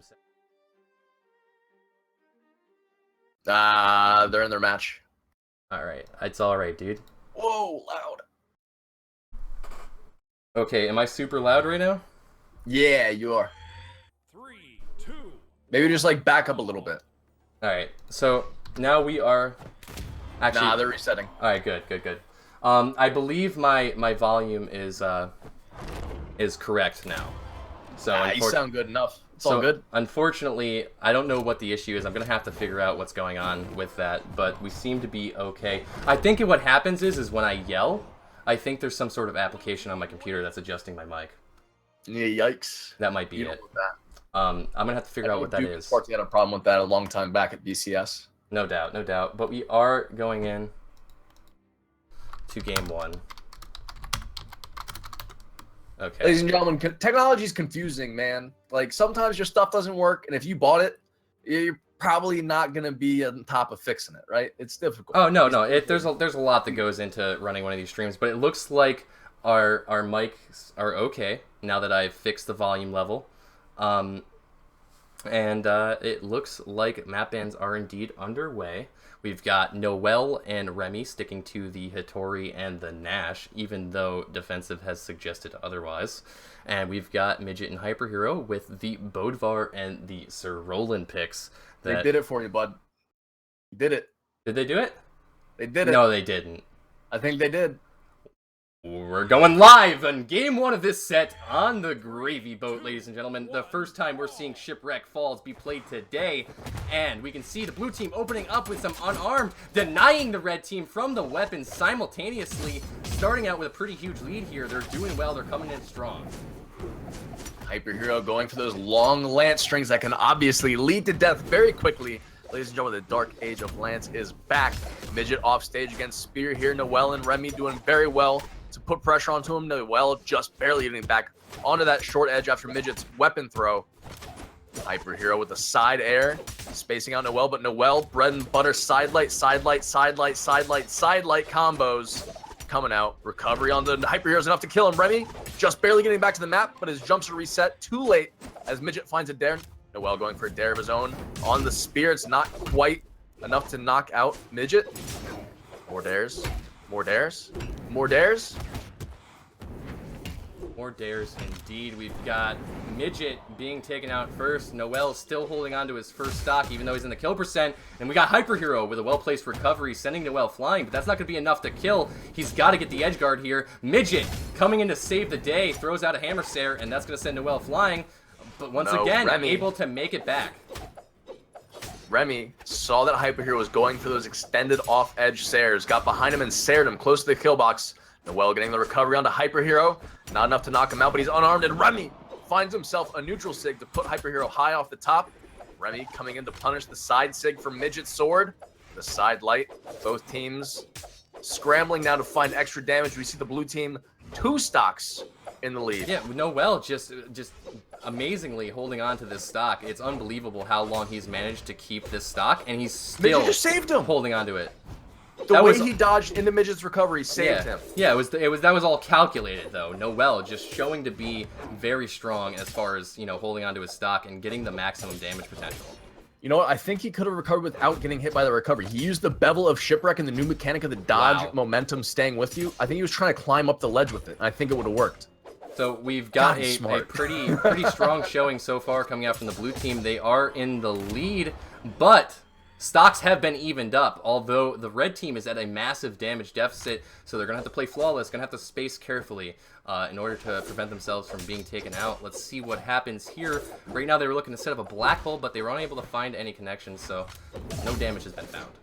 Remmy with that, or sorry, HYPERHERO with that downlight catching Noel. Oh! His teammate, but getting knocked out. Midget off the top. That was like a high five. Yeah, just a little bit of a high five. He gave Noel a high five real quick. HYPERHERO finding himself getting taken out, and now the black hole is in place, and it looks like it's over for you. Midget being taken out in a brutal fashion. That was a pretty clean, pretty solid game 1 for Noel and Remmy. 2 minutes and 54 seconds, ladies and gentlemen. Ain't Fast nothing. Ain't nothing. Fast games. You know, this is why I like 2v2 tournaments a little bit more than 1v1 tournaments. They're a little bit more action. I personally prefer to watch 2v2s. I feel like there's a lot more variables. You know, there's a lot more that can happen that you really can't expect. You know, I think 1v1 gameplay is kind of linear, while, you know, 2v2s are very dynamic in the way that they could play out. But I'm very excited to see how... Oh, actually, it looks like we've lost Noel. Maybe he just needed to quickly reset his route. I don't see quick restart. Ain't nothing. Remmy and Noel showing up here in the game 1 of this best of 5. Yeah, dude. I mean, pretty solid gameplay, but we're gonna need to see some big adjustments come out from Midget and HYPERHERO if they wanna come back. Seems like we have Noel back in here. You know, someone in the chat posted their own you know, Twitter and whatnot, and that's fine. But Ken, where can people get the news of Gravy Cancel? If you want to know about Gravy, it's Gravy Baby, you can check us out at discord.gg/gravycancel. That's our personal Discord. We also have twitter.com/gravycancel, twitch.tv/gravycancel, and our YouTube channel, which is the Gravy Cancel Archives. So if you guys want to stay tuned, get up to date, hop in the Discord. The Discord is honestly one of the best places to not only get in touch with me, but get, you know, the most up-to-date information about the tournament. But we are going into game 2 of this best of 5 once again on the Gravy boat. It's Gravy, and let's see how this goes. Noel opening up with some unarmed neutral lights, racking up a bit of damage on the HYPERHERO. HYPERHERO being denied this weapon is getting abused, but he has found himself a lance. Found himself a lance, and he got some damage onto Remmy and Noel immediately. Noel looking for a gimp here. If he times his ground pound correctly, and he did, he gets the knock onto... Wait, no. Oh, no. HYPERHERO didn't have enough. Just enough to look like he was going to live, and then he died. Did you see that? He saved the momentum. He saved Remmy, secured the kill on the HYPERHERO. He's looking to set up another gimp, but HYPERHERO is just not having that. And Midget, with a well-placed gravity cancel down sig, is going to send Remmy flying. Ooh. The mirrored jumps, them just spacing and, you know, pretty much saying, "Now you move first. No, you move first," was impressive. Just the amount of patience and discipline that takes is amazing. Remmy chasing HYPERHERO off the edge, getting caught by a recovery of HYPERHERO, getting back. Noel above HYPERHERO now, gets him with a down air, doesn't follow with that recovery that we've seen so often. Remmy still holding on to his first stock here. An air from Midget could be the knocking out, but we don't see it. Remmy resetting, getting that neutral light. I think that's the changing factor for Remmy and Noel, and it's the fact that they're hard to kill. Remmy and Noel have been able to hold on to their stocks for a ridiculous amount of time, allowing their team to rack up a ton of damage. Now we're seeing a beautiful team combo come out from Remmy and Noel. Didn't get the full string, but they did rack up a ton of damage with it. Midget finding himself in the orange, nearing kill percent. Noel on that short edge with Midget against the hammer. He's able to win out with sword. Very impressive. HYPERHERO throwing out those neutral lights on Lance that have a huge hitbox stacked and way in front. Remmy deep now with only recovery left, gets back. HYPERHERO gets dared by Noel. Throw doesn't connect, but he's too deep. He gets a nice Sair for moral victory against Remmy there, but it just wasn't enough. Remmy, Noel, both with 2 stocks left. Side light to gravity cancel, side light off edge. Midget isn't looking too hot right now. Oh, it's not looking good for him. Whoa! No way. Remmy just barely getting back. I lied. Not a DKO. My bad. But unfortunately, Midget finding himself in the 2v1 scenario in the kill percent on his last stock. Not looking too good for the red team. We're going to have to see some major adjustments come out. No, Midget, what are you doing? He ground pounded before he reached the edge of the map, and he knew immediately that he mistook his distance, and he got dared by Noel or Remmy. I didn't see who, but it was done. It was done. It was over for you. He didn't do the thing.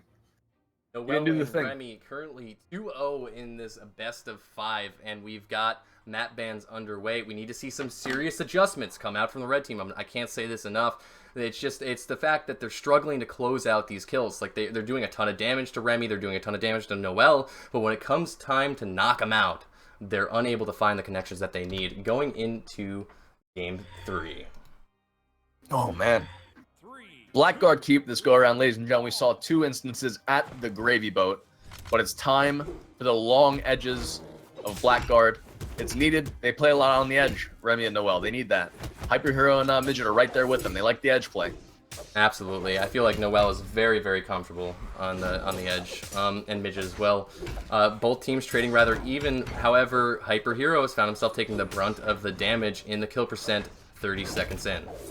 Right, we see Midget back on his Taros pick, something that he hasn't picked up, I think, since the set before last. He got knocked around by LDZ and Boomie, went to Bodvar. Oh no. Now he's back on the hammer. Remmy. Not looking good for Remmy. Knockout. Midget. Noel can follow suit here. Midget follows up with a recovery. He throws away his hammer.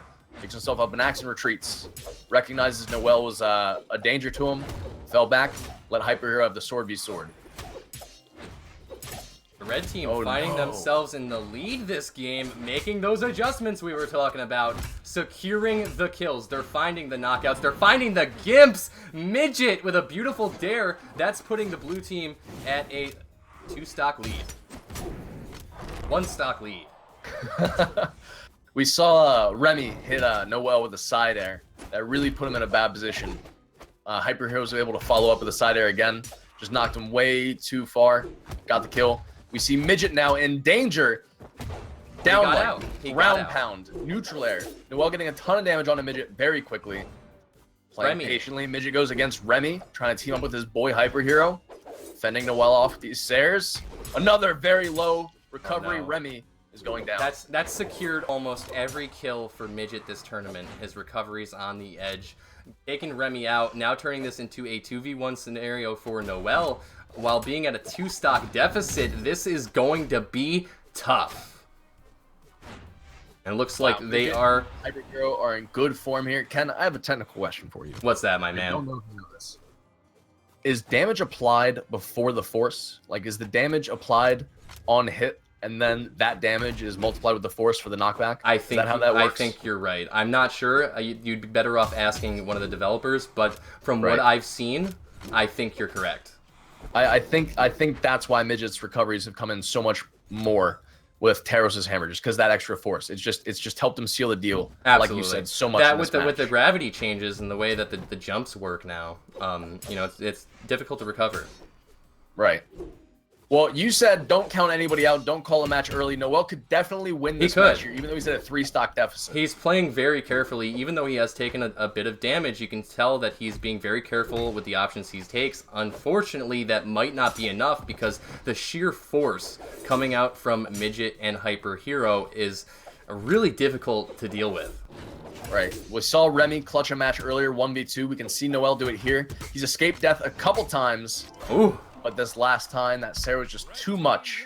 What knockout comes out from Midget's axe. What beautiful adjustments coming out from Midget and HYPERHERO. They did manage to take Game 3. They're not going to go down without a fight. Map bans are underway. Do you think they're going to be able to hold on to this momentum that they've gained? Or do you think that Remmy and Noel might just, turn it into a Game 1 and 2? I said it at the very beginning, before the match, before the set even started. I want HYPERHERO and Midget to pick up momentum, beat Noel and Remmy, and then take it back to LBZ and Boomie That'd be in insane. grand finals. You know what would also be insane, And though, play is watching, because Remmy is on Noel's team, it would be insane to watch Remmy obviously play up against Boomie and LDZ, for the sense that, you know, Remmy used to be Boomie's 2v2 partner. So that's Right. like an interesting kind of battle itself, you know, almost like a... That's going to be interesting to see, too. But we never know how things could turn out. Map bans are indeed underway. And are we looking at some King's Pass? Are we looking at some Great Hall? Only time will tell. Will Yeah. we see a reset twice on Indeed. map bans? Remmy misclicking, seemingly. Wonder what he's going to leave on the board. Twilight, Grumpy, and Shipwreck Falls. It seems like we're going to Twilight Grove. Ladies and gentlemen, I don't think anybody wants to repeat on Shipwreck. Nobody wants to play at Small Grumpy. So I think Twilight is where it's at. Can you ban a diff map? Like, what? I'm reading the chat, and it's a little bit odd. They want different maps. They want different maps. I'm so triggered by this. We've seen a lot of resets on the bans. Maybe they're having trouble either banning correctly or just coming up with a decision. Well, here's the thing. You're put into a bad position as the first banning team, because if you don't ban up Grumpy Temple, you have to leave it on the board, and that kind of forces the hand of the next team to only ban out 2 maps. You can kind of leave Grumpy as a free ban, right? And force between 2 maps, and they didn't want to play on Shipwreck, so it forces their hand to go to King's Pass. That's why I said it so adamantly at first. It's kind of like a free ban, because the second team is just as likely to ban it as you are. Interesting, but we are going into game 4 here of this set. Midget taking a ton of damage, getting edge guarded by Noel, but he is going to make it back. But getting abused right now by Noel's sword. Noel is doing a great job at just punishing their approaches and keeping them pinned. You know, we're going to see a blender in the middle of this map. Between all the swords, hammers, and axes, we're going to see a lot of sharp things flying all different ways, and people are going to be in the middle of it. It's going to be I completely agree. Looks like Midget's looking to get taken out by Noel. Noel's going to land that dare. That's going to secure a kill. And another one, just to make sure. Just to make sure. Now HYPERHERO finding himself in the kill percent. The red team is at a deficit. Doesn't look like they're coming out as strong as we saw last game. And unfortunately, that's what we need to see from them. Hopefully they can make these adjustments on the fly to stop themselves from being taken out. But it's looking in favor of the blue team so far. Remmy caught... Oh, Midget with an exceptional double knockout, managing to take out both Noel and Remmy with hammer recoveries in the center stage. That's exactly what they needed to do. That's what they needed to take this game back. And now, with the red team having the momentum, they look to be, you know, continuing it with Remmy in the center stage. That's the momentum they needed. They needed those 2 stocks to get the match even, to reset it. It's like a brand new match, but with 4 stocks on each team instead. It's not a big deal. What a ridiculous showing. Midget finding himself in the kill percent, however, and in a bad spot. Side air misses Noel after that side sig that whiffed. Noel whiffing another side sig against the map. Midget getting that throw with a recovery. Nope, the ground pound missed Noel completely. Noel is able to reverse it. HYPERHERO now below Noel and Remmy. A terrible place to be in a 1v2 situation. Midget's back to add some pressure. HYPERHERO's out of the blades, out of the hurt zone. Below Remmy and Noel. Noel in the kill percent, still holding on to his stock, however. This is what Noel seems to be good at, and that's just, you know, holding on even when he's got that massive amount of damage racked up on him. And that's a game changer for sure. Midget looking to take out Remmy, but deciding to just switch his focus over to Noel. Oh, with the team combo! What a beautiful team combo. That was unexpected. I did not see that coming, and neither did Midget. That racked up a ton of damage for Remmy and Noel. Even though Noel was, in fact, taken out, they've managed to almost completely confirm the kill on the Midget. Barely holding on to his stock right now, and that's going to turn it into a fun for HYPERHERO. HYPERHERO really needing to go up for his red team. This is it. It comes down to this. Will HYPERHERO be knocked out of the tournament? Will he make the comeback? I hope he makes the comeback, man. Noel's, you know, on his last stock. Remy's close to being on his last stock. I believe in HYPERHERO. He gets the downlight center to both blue team members. He's high in the sky, unarmed. His recovery, his dodge are enough to get him back to safety. He's in the middle of the map thanks to the wall of life. Sider missing from Noel. Side sig from Remmy gets himself killed. Noel almost killing Remmy with his attempted punish. We got 1 stock against 3. HYPERHERO needs to do some amazing things here if he's going to stay alive in this tournament. Absolutely, I completely agree. Black hold. And Black hold. he's got the black hole set up for him. All the way to orange. But Noel! He just Z'd! Remy. Wow. Remy needs to take control of this.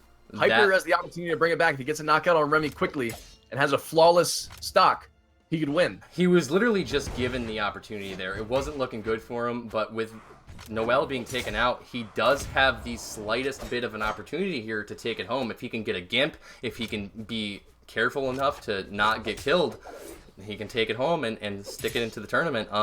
But we see Remy here with the spear just looking for an approach. He's looking for an opening. He's waiting patiently for the kill combo. He gets the weapon toss follow-up, and that's gonna do it. It's over for you. Noel and Remy taking this best of 5 3-1 against Midget and HYPERHERO, and unfortunately, that's it. They're getting knocked out of the tournament.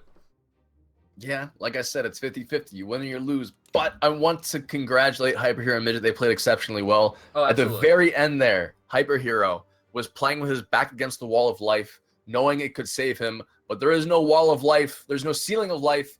The neutral sig was just enough to knock him out. Well played by HYPERHERO, but better played by Remy.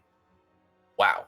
That was a great set, man. That was beautiful. Absolutely beautiful. Unfortunately, their efforts were not enough, and Midget and HYPERHERO will be knocked out. And like I said before, we're now watching grand finals of the Gravy Cancel's premier Brawlhalla North American 2v2 event, and we've got LDZ and Boomie versus Noel and Remy. Remy used to be teamed up with Boomie, so this is interesting because they both kind of know how each other play, and I'm interested to see how that plays out. Well, all of these guys have played together for a very, very long time. They all know each other very well. They know how each other plays. So this ascendant meta that I was talking about earlier that Boomie and LDZ were playing with, Remy knows it. Remy plays a little bit of it. Noel plays a little bit of it. They know what's going on in this match right now. They've played enough against each other. They know what's going on. I would still be surprised if Noel sticks with Tori, though, because Koji's better. Koji's better. In my mind, Koji's better. The ability that Noel has to play the bow is exceptional. But then again, LDZ knows Koji like the back of his hand, so it could go either way. Well, let's see how it plays out for us. We see LDZ and Boomie sticking with the Taros and well, actually not sticking with LDZ and Boomie with the Taros and Bryn pick, and then we've got Remy apparently sticking with his Nash. How do you feel about that Nash pick now? How do you feel about that Nash pick now? I noticed you know earlier in the tournament you weren't. I like Remy on bow. That's my only thing. That's your only thing. He didn't show exceedingly well early in the tournament with Nash. That's the only reason I had anything bad to say. But they've picked up. We said it. I think it was their third match we watched, their third set, where they really picked it up. I'm fine with the picks now, but against Axe, both of these characters wilt a little bit. I think Remy has been exceptionally strong with his pick. I think Nash is really working out well for him. But we are indeed going into a game 1 of this best of 5 grand finals, and we're on Mammoth Fortress. We'll see. We will see. You know, I'm getting taught in the chat a little bit saying Koji isn't better, but we'll see. We'll see. Tori's been a strong pick for a long time. We've seen Astronaut play him, Egg Suit play him in the past. Noel taking LDZ low on the right side of the map, unarmed against unarmed. Whoa. Noel going real deep. Can he get the knockout of Boomie, who tried to save his teammate? Or are they going to reverse it and have Noel be the first person to fall here? Everybody's back safe from the map. LDZ's on the left side, playing carefully as is low. He hits that gravity cancel down, light into a recovery. That was Sig's flying everywhere, dude. It's a different meta. I was telling you, man. That was brutal. This is definitely a different showing than we've seen in the previous matches here today. Noel and Remy, Noel and Remy proving to be a force to be reckoned with. They're doing a ton to LDZ. We haven't really seen him get taken to the red this early before, and LDZ actually is going to be the first one to be taken out. Boomie now holding on to his stock, but by not too much. He's in the kill percent.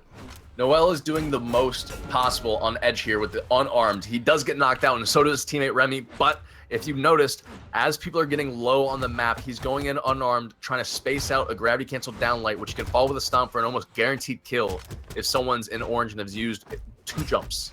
Noel is doing exceptionally well, but Red team Boomie. is doing great. Boomie's able to stay alive in this hellfire. That's the kicker right there. The blazing. That's the deciding factor, is the fact that he's been able to hold on to that stock for so long, but Noel is going to shut that down with a well-placed down light into ground pound.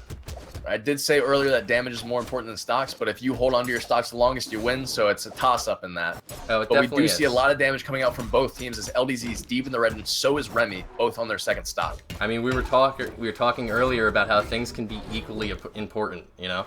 And I feel like it's a little bit of a trade between both of those things.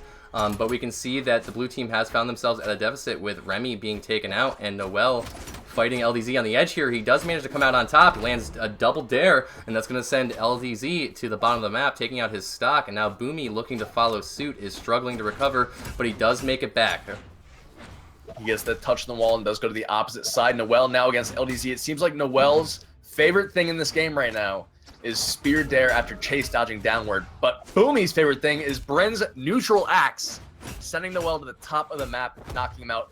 Noel wastes no time on spawn, immediately gets a ground pound and recovery onto LDZ, who's on his very last stock. Boomie here is the last person sitting on their second. Noel, with another recovery, could make that not true anymore. Instead, gets the ground pound. Stocks even, one apiece across the board. Boomie in white, Noel barely in yellow. Gravity cancels sidelight to punish LDZ's follow-up.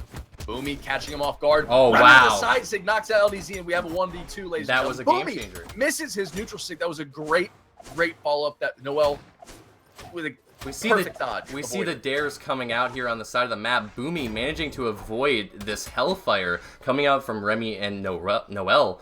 But he's found himself in a really difficult position here with this 2v1, and he's in the kill percent. So it's not going to take too much for them to close out his stock. But the same goes for him. He can take out their stocks rather easily if he's careful and he's patient with the moves that he takes. Well, we saw Remmy earlier today take a 1v2. We saw FEEBE almost win a 1v2. At BCX last year, we saw Daiku take an amazing 1v2. We've seen it happen before, ladies and gentlemen. It could happen here for Boomie, but Noel and Remmy are shutting it down. Downlight and a Sarah and a weapon toss takes it for the blue team in match one of this set. So close. So unbelievably close, but Remmy and Noel actually coming out on top there. And they're wasting no time. We've already going back into game 2 of this best of 5 grand finals, and once again, the Mammoth Fortress. It's just at a top tier competitive level, the only map that really makes sense. There's no fuss, no muss, no extra platforms that don't need to be there. You get the little bit of dynamic play with the moving soft platform, but in all honesty, it doesn't make a ton of difference. Oh no, it really doesn't. Noel opening up with an early, almost gimp. Almost opening up with an early gimp onto LDZ. Boomie coming in to save the day, and that was brutal. There it is. There it is. Deep on edge. Remmy helping out Noel. No stocks were taken, but ladies and gentlemen, if any one of you were in that situation, I'm sorry, you would have been exploding. You would have been in that kill box. Exceptional gameplay from all of them to stay alive and to almost get kills. Look at the patience. Noel being so patient with his recovery, actually managing to make it back, but only to get hit by LDZ's hammer recovery. Now it's up to LDZ and Remmy to duke it out and see which team can take this stock first. Boomie trying to get the side light, down light onto Noel, not quite making contact. Remmy tags his teammate with a little bit of a Sair. Remmy up against LDZ. The stomp and the side air is true. Damage onto Boomie here. DNL's Boomie. LDZ's just too far away to do anything about it. Blue team taking advantage of the opportunity to knock out. No, Remmy, don't. All right, Remy's gone, but LDZ was knocked out by Boomie. There was a trade there. Red team kind of flummoxed on that point. So now we've got Boomie in the kill percent, and we've got Noel taking a bunch of damage, especially from that team damage right there coming out from Remmy. Looking to see some kills confirmed soon. We've got LDZ in position for an edge guard, but Noel... The way that Noel floats on edge is so impressive. He just dodged a throw from LDZ effortlessly. He just shifted slightly, ever so slightly outward. The side sig dropped! Oh, what an unfortunate series of events, and that down sig is gonna hit both Boomie and Noel being taken out simultaneously, and now LDZ facing this damage deficit is in a rough spot on the side of the map. Noel has been taking a lot of the edge guards in this entire tournament. We've seen Noel is very comfortable on the edge of the map, and I have a lot of confidence in him when he plays the edge of the map. Wow. Remmy following up, and they've got Boomie right where they want him. Oh, with the egg drop, he just crests over the edge of the map, and LDZ is able to find him with a side sig. Remy's now alone against LDZ and Boomie. He's got Nash, a strong legend. Just misses the side sig on Boomie. Can he get the egg drop? He misses the dare, and he gets dunked by Boomie. Dunked. LDZ and him are both there to confirm the kill with the recovery. Remmy on his final stock. now left in the 2v1. Can he make the comeback? Can he show up for the blue team? Or are LDZ and Boomie going to take him out with their brutal team combos? Looks like they're actually going to do a bit of team damage. We've got Boomie nearing the kill percent, looking to set up the black hole, but unable to make that work for them. Remmy is spacing around these moves. Oh, no, that Remmy was going for the all or nothing ground pound, punished by LDZ's recovery. What exceptional timing. What exceptional timing. That was a great comeback from Boomie and LDZ. We're now tied 1-1 in this best of 5 grand finals for the Gravy Boat. It's Gravy Baby. Let's see who takes it home. And we're once again going into Mammoth Fortress. They seem to be very comfortable on this map. They just want to just rock out the Mammoth Fortress as much as they possibly can. You know, I want to see Remmy force their hand again to pick Shipwreck, Grumpy, or Twilight, or King's Pass, just because they are the least favored maps in 2v2. I want to see him do that again. He did it to HYPERHERO. He did it to Midget. He hasn't done it quite yet to LDZ and Boomie. That'd be a switch up for sure. Maybe it's a late game meta. They're 1-1 here. Maybe he wants to do it when they're at a deficit. Just saving that trick up their sleeve. We can see both teams are trading rather evenly, although Remmy has found himself taking the brunt of the damage, now in position to get edge guarded, but Noel, looking to stop that from happening, actually puts himself in a punishable position, and LDZ's got him right where he wants him. You know, we've seen the separated 1v1s at the beginning of the matches. It doesn't take long for the teams to coalesce and just jump in together. We see DNL, Boomie, and LDZ center map. Boomie catching his teammate with a side air. Remmy, the first one to leave the map, and Noel quickly following up as LDZ lands a side axe. Very well played. Noel wasting no time. 2 recoveries on LDZ. Dodging, biding his time, waiting for LDZ to put out a move. Nair hits. Now he immediately switches to Boomie, who is launched towards him. Can he confirm the stock with a dare? He does, and both blue team members are focused on the LDZ. Noel unable to save Remmy from that damage, and actually catching the side sig, but on the blowback, the secondary hit of the side sig, he hits LDZ, and then he confirms the knockout with the ground pound. What an exceptional ground pound coming out from Noel. Now they're looking to take Boomie out, but Boomie says, nah, I'm not going to have none of that. I'm just going to go back to center stage. You can see that they're applying the pressure. Noel with a great gravy cancel. Sig has Boomie in a position to get taken out. Will he be able to confirm the kill? Unfortunately, it does not look like it. They're going to have to go their separate ways. Noel playing amazingly today on a Tori. I'm blown away by the caliber of his edge play. Boomie just too far north to save LDZ, and he actually sacrificed his own stock. That would have been taken anyway by Noel, who was putting on loads of sword pressure just above his head. LDZ with the gravity canceled down late into a ground pound. Does a lot of damage on Noel, but it's not anywhere close to a knockout. He should have aimed for Remmy with that. Would have been a confirmed kill. All right, we've got Remmy in the kill percent. He's been taken out by LDZ, and now Noel looking to follow suit. LDZ trying to get that slide charge, but unable to make that work. Noel is going to hold on to that stock. It would have been a hell of a cheeky play if he had gotten that. LDZ with a side air. Oh, no. Enough to knock out Noel. The team combos. LDZ following up after Boomie's juicy spear play. Ladies and gentlemen, the match is tied up at 1 stock all. Noel sitting pretty on a snow stock. But anything can happen with these two teams and the players that are on the no way. Oh, that was almost the worst setup. That could have been so sick. LDZ looking to get taken out by Remy's side sig. Does manage to make it back. Noel dropping the true combo. But Remmy saying, listen, I'm just going to knock you out. I'm done with this. It's over. I think this might be it for Boom with the down air. It is. Noel's confirming the second match on the 3rd game for the blue team. Head to head, neck and neck, going back and forth with these games in this best of 5 here. Noel and Remmy currently with the 2-1 lead, and we're wasting no time going into game 4. Now, ladies and gentlemen, if Remmy and Noel are able to take this match here, it completes the first set of grand finals, and since they're coming from the lower bracket, it starts a brand new Bow 5. And if they win that one, they win the entire enchilada. DNL Boomie picking up a spear and doing a lot of damage early on, almost getting Noel, to waste all of his jumps, but Noel says, you know what, man? I ain't taking Noel.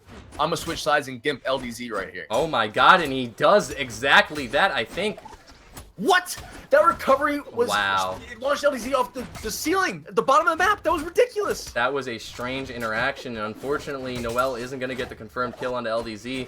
Now both players finding themselves entering the kill percent, and once again, neck and neck, head to head. They're trading evenly, but LDZ with the dare, that's going to send Noel flying down to the bottom of the map. But not quite dead, as he's able to have all of his options left. Noel knows he's dead there, does a quick spear dab off on the left side of the map. Noel's the first one to take a stock here. Red team playing well. The breakdance is enough for Noel to knock out Boomie. A quick follow-up. Sorry, LDZ first, Boomie second, Noel. 2 stocks, double KO. Godlike. Remy is holding on to an almost fresh first stock here. Blue team has an exceptional advantage right now. If they can hold on to this, they can take this game, but looks like LDZ is having none of that. He's aggressing very strong, and he's got Remy in the kill percent now.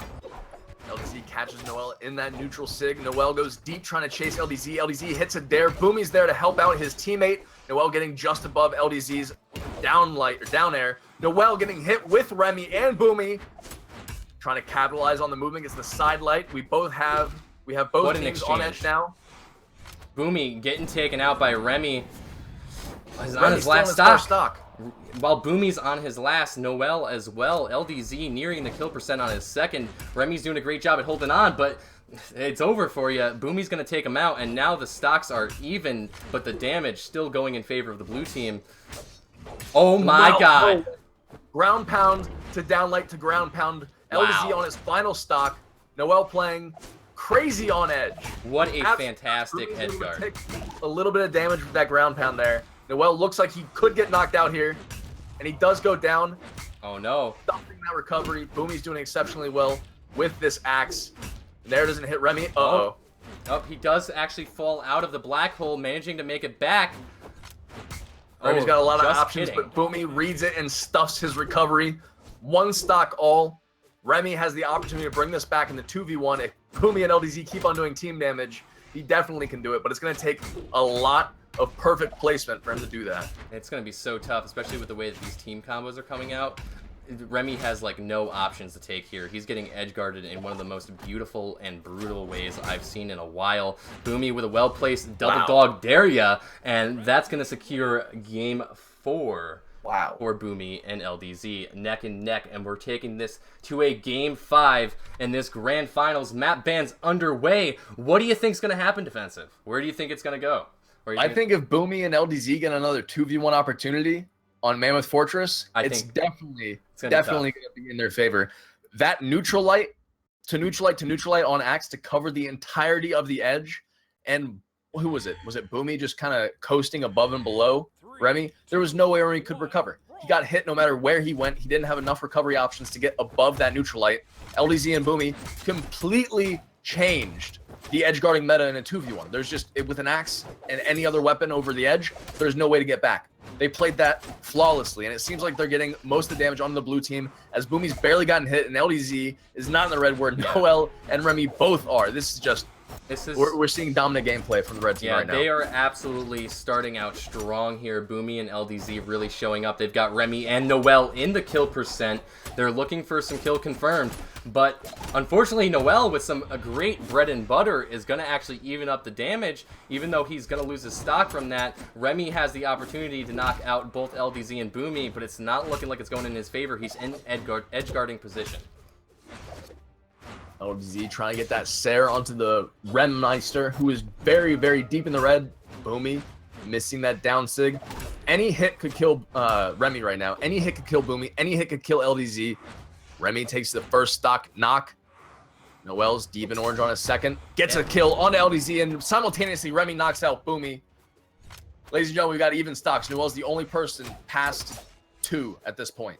Yeah, unfortunately, Noel did take a ton of damage before they were able to close out those stocks, but stocks are even, and, you know, they've got the opportunity to close the gap here. It looks like they're looking to set up for some team combos. You can see the way Noel is spacing around Remy. He's looking for the follow-up. Noel catches everybody Everybody. And then down light. Sadly, LDZ is the only person that was able to escape it. It would have been worthwhile for Noel to completely follow up and follow through, but after dropping LDZ out of it, it wasn't worthwhile. Remy above, Boomie on the edge, decides to be safe on the left or on the right side. Noel trying to challenge on edge guard, catching the nair onto the Boommeister. It's so close. Looks like Boomie might be taken out first. He might be the first to drop, and that is correct. Now, with the blue team with a stock advantage here, they're looking to close in on LDZ. LDZ looking to bait them to the side of the map, but they're not having that. They're going to make them play their game, and that's very smart. He was baiting them. They weren't taking the bait. Remy knocked out with a side air from LDZ. That gravity cancel neutral sig from Taros' hammer is just brutal on edge. You just can't challenge it. Noel not picking up his spear there, going for the sword instead.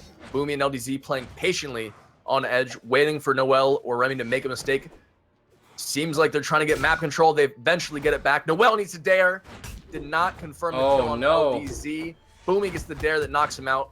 Remy needs to stay alive here. Not looking good. No, Noel. No. Oh, no. Noel just got absolutely abused. He just got destroyed by Boomie's Axe Edgeguard, and now Remy's left in a 2v1, and the worst part is it all comes down to this. If Remy loses this match, they're going to take grand finals, and if Remy wins this match, he's still got to fight them in another best of 5.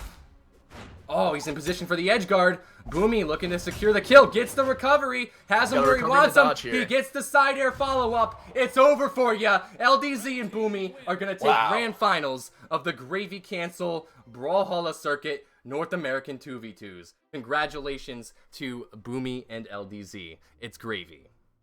That was awesome. Hands down, awesome gameplay. That was LDZ fantastic. And Boomie did work.